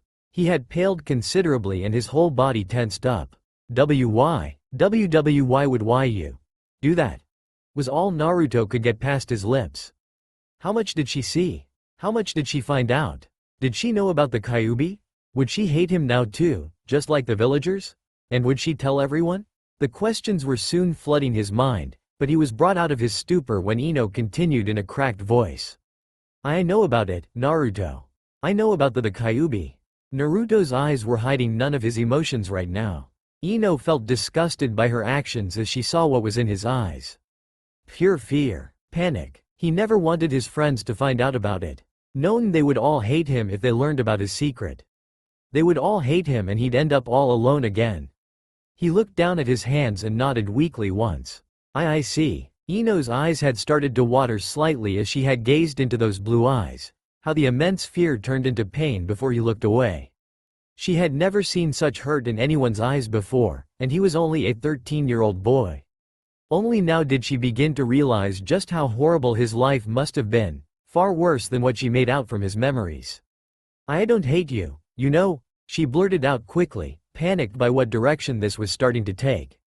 This caused the boy to look up at Ino, his eyes completely void of emotion. Really? Well, you're still an annoying, loud-mouthed idiot. She started as she leant forward a little, a grin forming on her lips in attempt to lighten the mood even just a little. But, other than that, no, I don't hate you. You're an idiot and not a demon, easy as that. She finished with a confident nod as she sat back against the chair. Naruto's face was quickly regaining life as he straightened himself back up a little, though still looking completely flabbergasted. This was Ino, the most annoying kunoichi he ever met, most annoying ninja in general even. When they didn't ignore each other, they'd be in the middle of a verbal warfare with one another instead. And of all people, it was Her that claimed to see him for himself and not the Kyuubi? Even though her view of him wasn't exactly flattering, it was better than being hated and called a demon. Look, I know you probably have a lot to think about right now with that pea-sized brain of yours. But this silence is really starting to bug me, Ino said while crossing her arms. Her grin was still gracing her lips as she had to resist laughing several times when he threw her another questioning look as if asking for confirmation. Damn, he's slow. His eyes narrowed as Ino threw another insult his way. Was this her way of showing she didn't hate him? By insulting him as always? That's when something dawned on the boy. She wasn't treating him any different, it seemed. She was insulting him as she always did, being her annoying little self. Very slowly a grin formed on his lips as he looks at Ino again. Wow, Ino. You really know how to make people feel they're not hated. Oh, and I'm not loud. You are. Ino raised an eyebrow at the blonde before her. Did that brainless idiot actually use sarcasm? She was certain she'd never heard that from him before. She giggled softly, putting a hand over her mouth to try keep herself quiet. Once she stopped her laughing, she looked at him with a wide grin, not planning to be outdone by him. I'll let that one slide just this once. Only cause you earn points for even knowing how to use sarcasm with that teeny tiny brain of yours. So you're actually admitting you're loud, Ino? Came the quick response from Naruto, who was grinning back just as widely. Somehow her insults felt a lot more empty than they usually did. He was actually enjoying the verbal warfare. HMPF, sure. I'll admit I'm louder than Hinata, but I'm not nearly half as loud as you are, was Ino's response. She too was for a change enjoying their fighting. The mood was a lot less grim than it was only minutes ago, plus it seemed he wasn't even going to ask her anything else about what she did. All in all, perfect for her. That's cheating. Even Shino is louder than Hinata, said Naruto, crossing his arms and pouting at the way Ino dodged his insult. Her only response was some giggling, after which they fell into a more comfortable silence than they had before. Ino's words played in his mind a few times over. The more he thought about those words, the less insulting her found them. She always called him an idiot, and she still did. He dared glance over at the girl to see she too was deep in thoughts. Ino, did you mean what you said? Being brought out of her thoughts, Ino looked up at him and couldn't help but smile slightly. Of course I did, idiot. Do you really think I'd be sitting here talking like we are if I hated your guts? I guess not. Thank you, Ino. What are you thanking me for? I should be apologizing to you, not being thanked by you. I really shouldn't have done what I did, Naruto. I had no right to invade your privacy to such an extent. Ino responded while looking down, twiddling her fingers a little. It seemed her own conscience wasn't letting her get away with it that easy. Apology accepted, said Naruto with a dull tone, his fox-like grin spreading wide across his face as he saw Ino look at him in disbelief. What, just like that? Well, yeah, I mean, even though I'm not sure what to think of how you found out about that stupid fox. You're one of the very few that accepts me despite of it. And the fact that you of all people came to apologize to me means you really must be sorry. So yeah, I forgive you. He finished with a cheerful tone, his grin nearly splitting his face in half as he himself was proud for the subtle insult he threw in at the blonde kunoichi. Ino nodded slowly. His logic actually made some sense. It made her cringe inside that she could make some sense out of this idiot's logic. In the words of Shikamaru, troublesome. She didn't miss the little insult he added at the end, however, and decided to jab him in his side firmly once before crossing her arms. Thank you for forgiving me, really. But, what exactly did you mean by me, of all people? Unlike you, I am capable of admitting my faults. She was lying, and she knew it. But no way she was letting Naruto of all people mock her for it. Maybe you are, but does that include doing so to me if it's something small? Okay, fine. I admit it took a tiny miracle and a very intimidating Tsunade-sama to have me apologize to you. Happy now? She snapped at him, slightly frustrated that he looked right through her lies. Either she was losing her touch at lying perfectly, or he had more of a brain she suspected. Both were, in her opinion, very unlikely. Was the only response from the blonde as he struck a thinking pose. After a few moments he opened his eyes again and looked at Ino wearily. Well, could you tell me what you have seen while using Shinte? Your jutsu? It's called Shintenshin no Jutsu. But yeah, I suppose I could tell you all about your own memories. Ino said with a small grin, but it soon turned into a frown as she dropped her teasing to a more serious tone. Are you sure, though? I found out you don't exactly have many pleasant memories, at least not amongst of what I've seen in your head. It's fine, I just want to know what you've seen, Naruto said slowly while looking down at his hands. Alright, well, first of all, once I had entered into your mind I was shocked by how cold it felt. To be blunt, it looked like a creepy old sewer with ankle-high water and arid yellow walls. I wasn't expected to find something so depressing as your mindscape. It seems so contradict to how you act. Ino said calmly, but couldn't help the shiver shooting down her spine as she remembered that creepy sewer. Naruto looked up at her with a questioning look. Sewer? Did you find a sealed gate in there somewhere?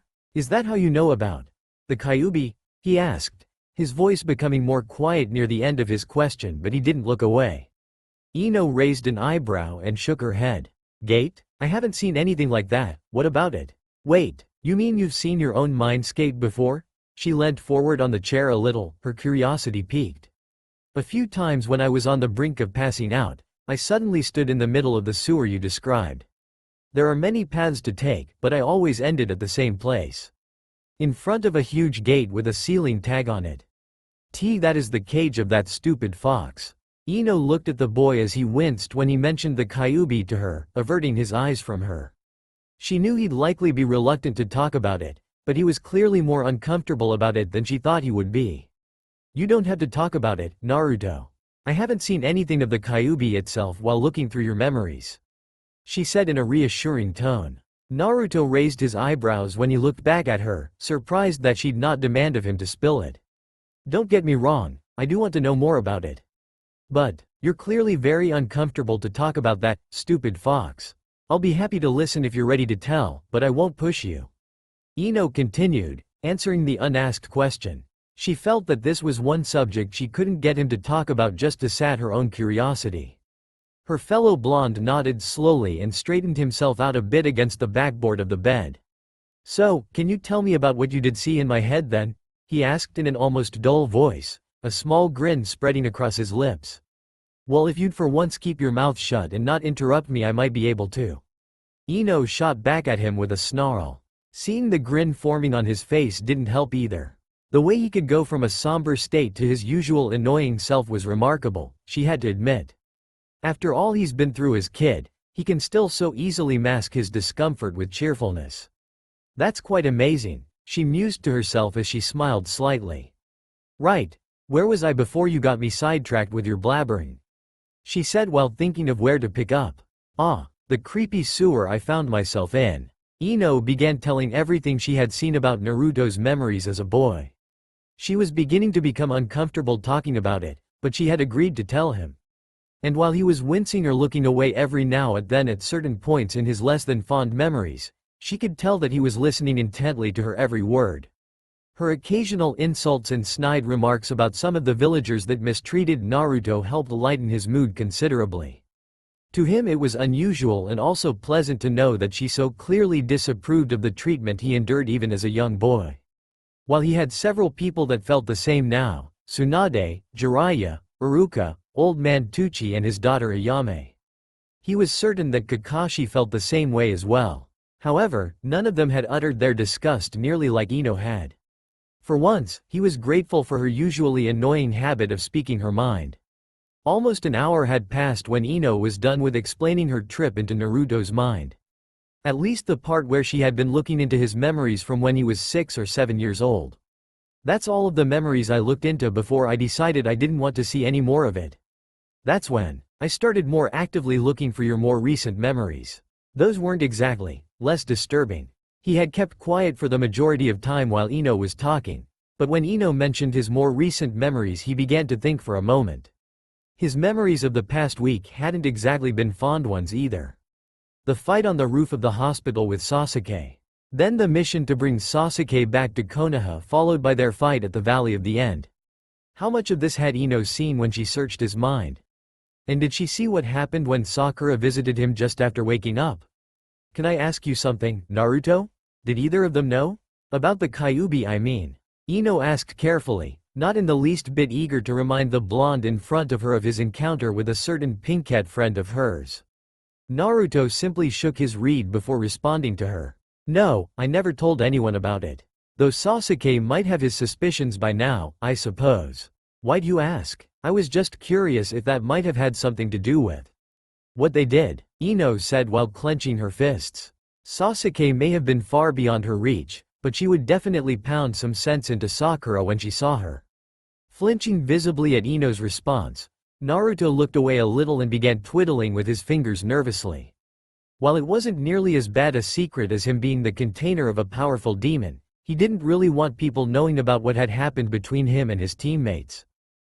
How much did you see, Ino? He asked quietly, nervously chancing a glance up at her. Ino sighed and leant back a little. I saw how Sakura yelled at you for, in my opinion, no good reason at all. She's blinded by that stupid infatuation we both used to have for Sasuke. Oh, and before you ask, my admiration for him had ended the moment he left the village and nearly gotten my friends and teammates killed who tried to bring him back. She said with a slight growl in her voice.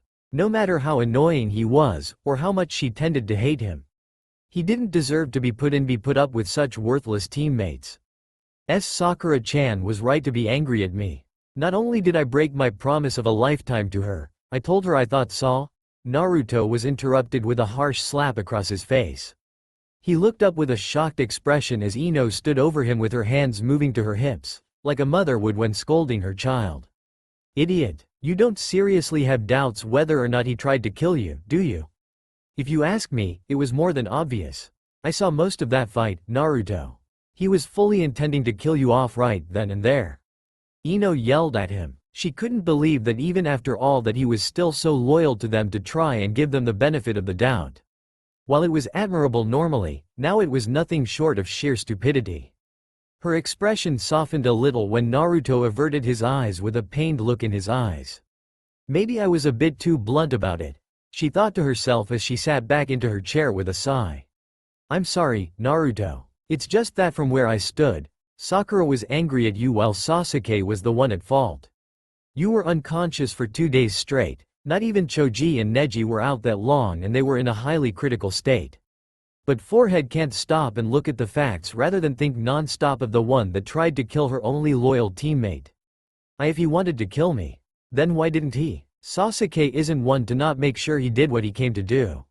So why then did he not kill me? Said Naruto in a cracked voice. That question was tearing at him every time he thought back of their fight. Deep inside, he knew Ino was right.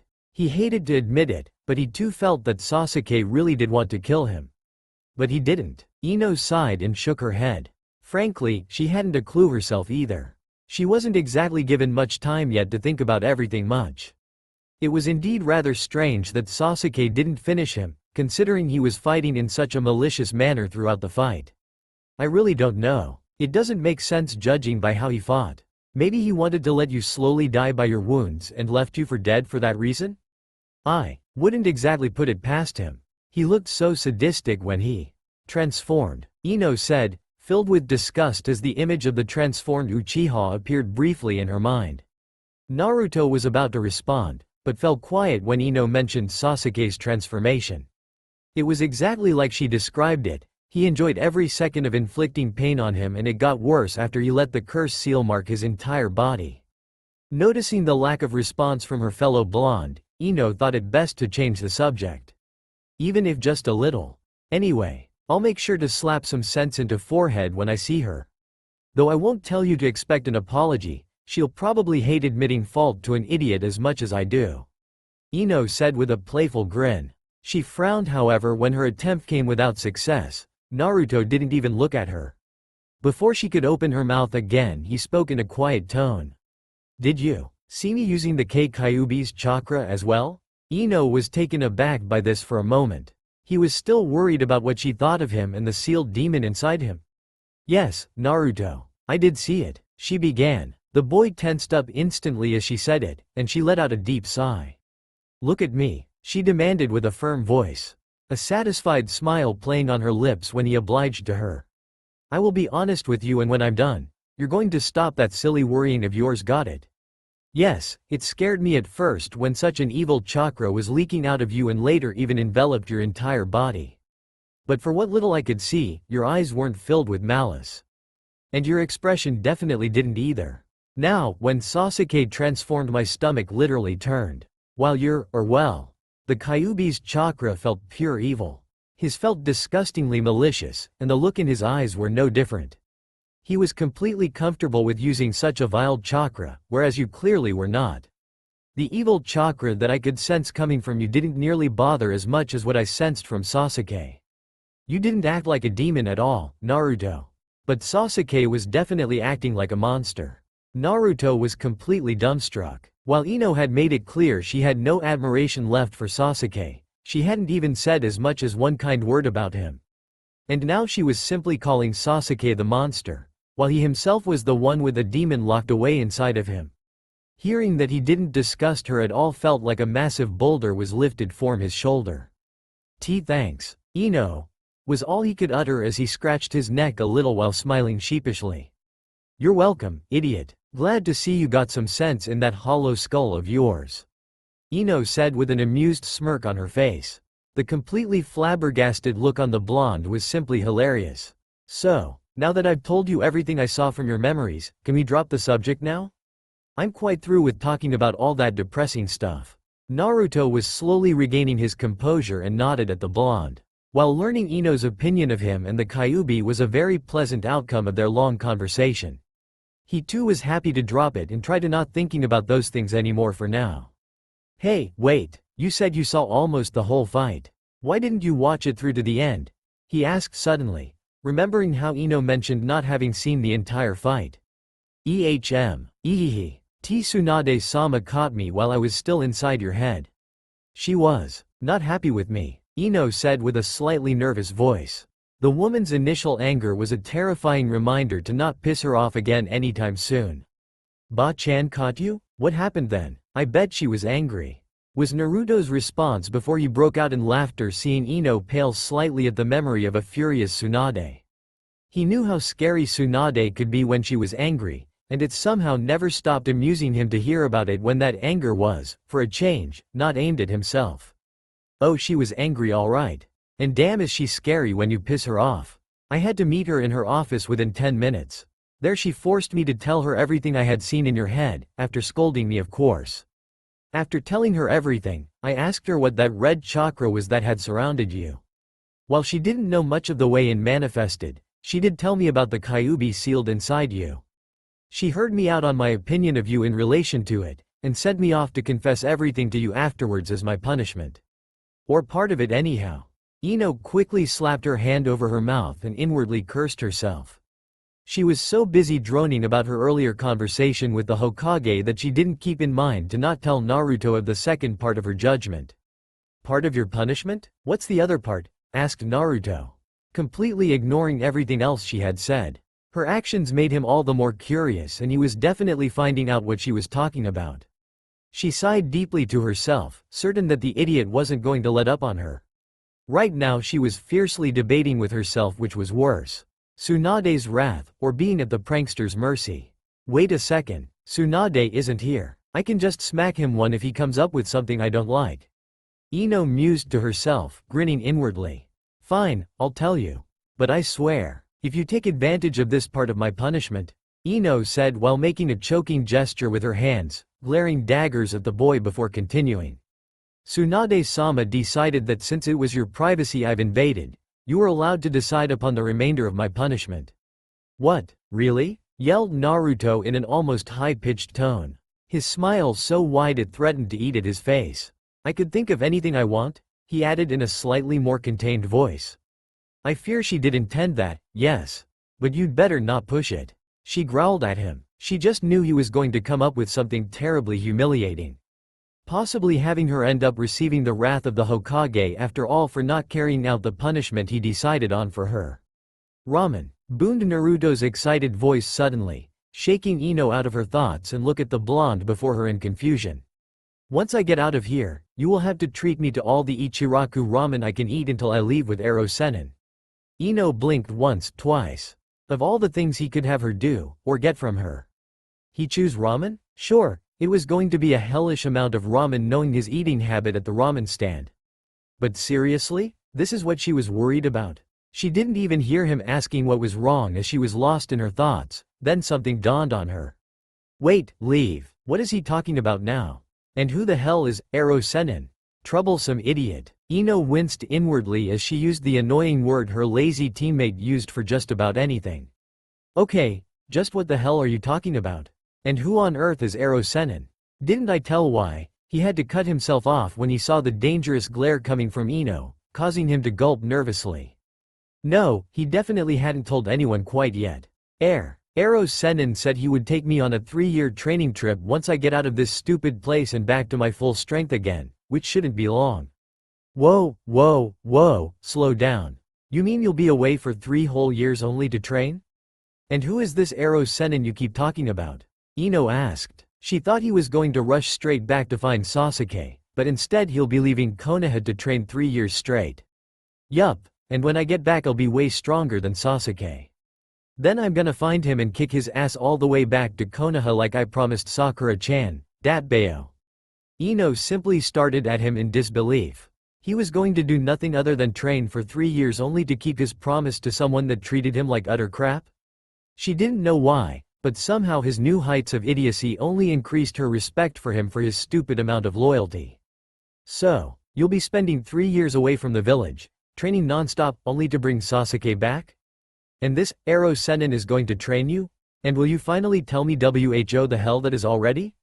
Naruto dug back on his bed a little and winced while covering his ears with his hands. When he felt it safe enough to remove his hands, he opened his eyes and looked at Ino's scowling face. He was about to comment on her being painfully loud, but thought better of it for his own sake and instead focused himself on her question. Ero Sennin? He's a really old pervert that writes really stupid books, the ones that Kakashi-sensei reads all the time. He likes to peek on naked women all the time and calls it his research, and he drinks even more sake than Ba-chan does. And he steals my money to buy it too. Why are you going on a trip with such a pervert then? How could a lecherous old man possibly train you to become stronger? Ino asked, still confused about why Naruto was so enthusiastic about this man, that he described as being a useless old pervert that stole his money for booze, saying he'll train him. He's really strong. He taught me some awesome jutsu while we were looking for Tsunade Ba-chan to make her become Hokage. He was Ba-chan's teammate when they were genin, Orochimaru's too. What? Why you mean one of the legendary Sannin, Jiraiya-sama is going to train you for 3 years straight? Just so you can bring back a teammate? It was Ino's turn to be flabbergasted now. She knew that he joined Jiraiya in search for Tsunade, but never would have guessed that one of the Sannin would take that idiot as his student.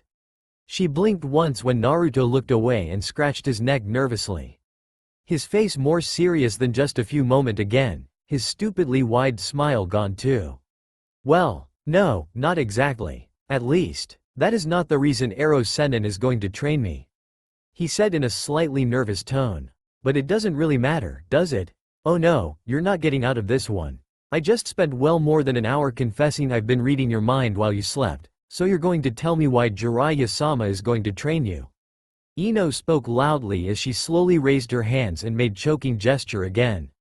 And you had better tell the truth, or else. Naruto had the common sense to gulp at Ino's threatening gesture and dangerous look in her eyes. Nodding slowly in acknowledgement, hoping she'd calm down a little. Alright, I'll tell you. Do you remember the intruders that came to Konoha shortly after the Sound's invasion? He looked at Ino to find her giving a quick nod before he continued. Well, one of them was the cause why Kakashi-sensei ended up in the hospital for weeks. And all it took him were a couple of seconds, using some strange jutsu or something. He did the same to Sasuke at a small town nearby, that's why Sasuke ended up being in a coma. What, seconds? It only took him a few seconds to injure Kakashi-sensei that badly? And why was Sasuke with you, and why did that man attack him? Because that man is Uchiha Itachi. He is the one that killed the entire clan years ago and he is Sasuke's older brother. Sasuke wanted to kill him as his revenge for slaughtering the whole clan. He and his partner, some creepy shark-like freak who is also very strong according to Ero Sennin, are part of an organization called Akatsuki. Naruto said, his face fell a little at the mentioning of Akatsuki. They would be haunting him for as long as he or they were alive, and that would making it very difficult to bring Sasuke back.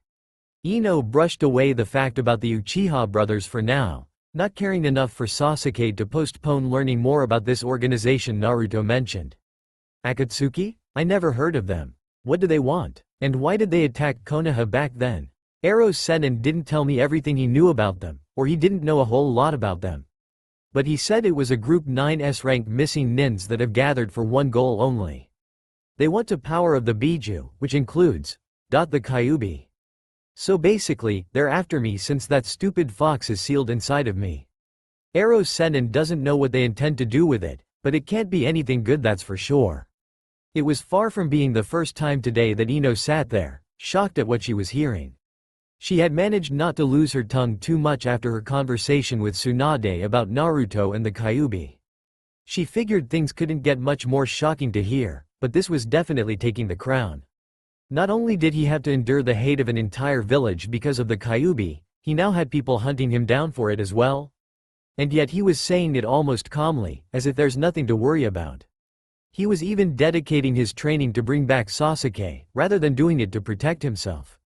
Hey, Ino, you there? Said Naruto, waving his hand in front of Ino's eyes until she slapped them away with a sneer.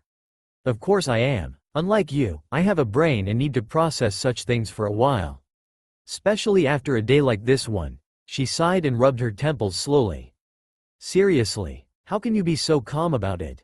If what Jiraiya-sama told you is true, you have 9 S-rank shinobis coming for you.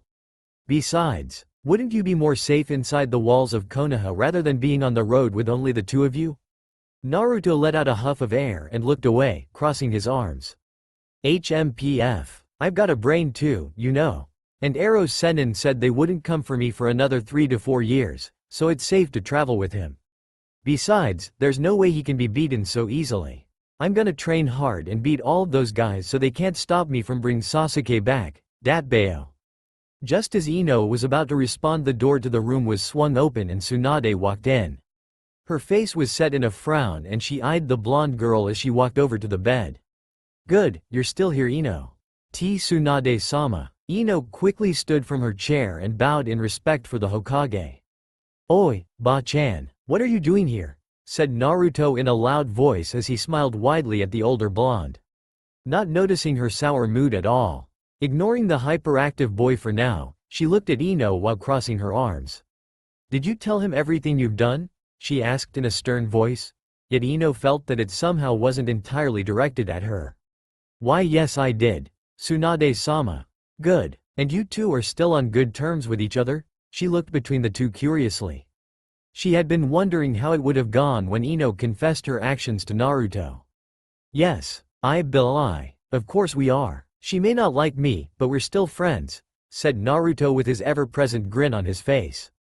This caused Ino to look a little surprised at him. He actually considers me a friend even after all the crap I gave him before? She thought to herself before letting out a soft sigh. It's not that I don't like you, Naruto. It's just that you're so annoying and loud all the time. Not letting either of them drift off into some meaningless squabble, Tsunade-sama cleared her throat loudly before speaking up herself. Good, I'm glad to see someone of Naruto's peers accepting him after learning of his secret. Both of the genin smiled first at each other, then at Tsunade with a light nod. The Hokage sighed and rubbed her temples briefly before looking at the two again. Alright, you two, I have some bad news for you. That's all for now. If you enjoy this video, then please like, share and do comments.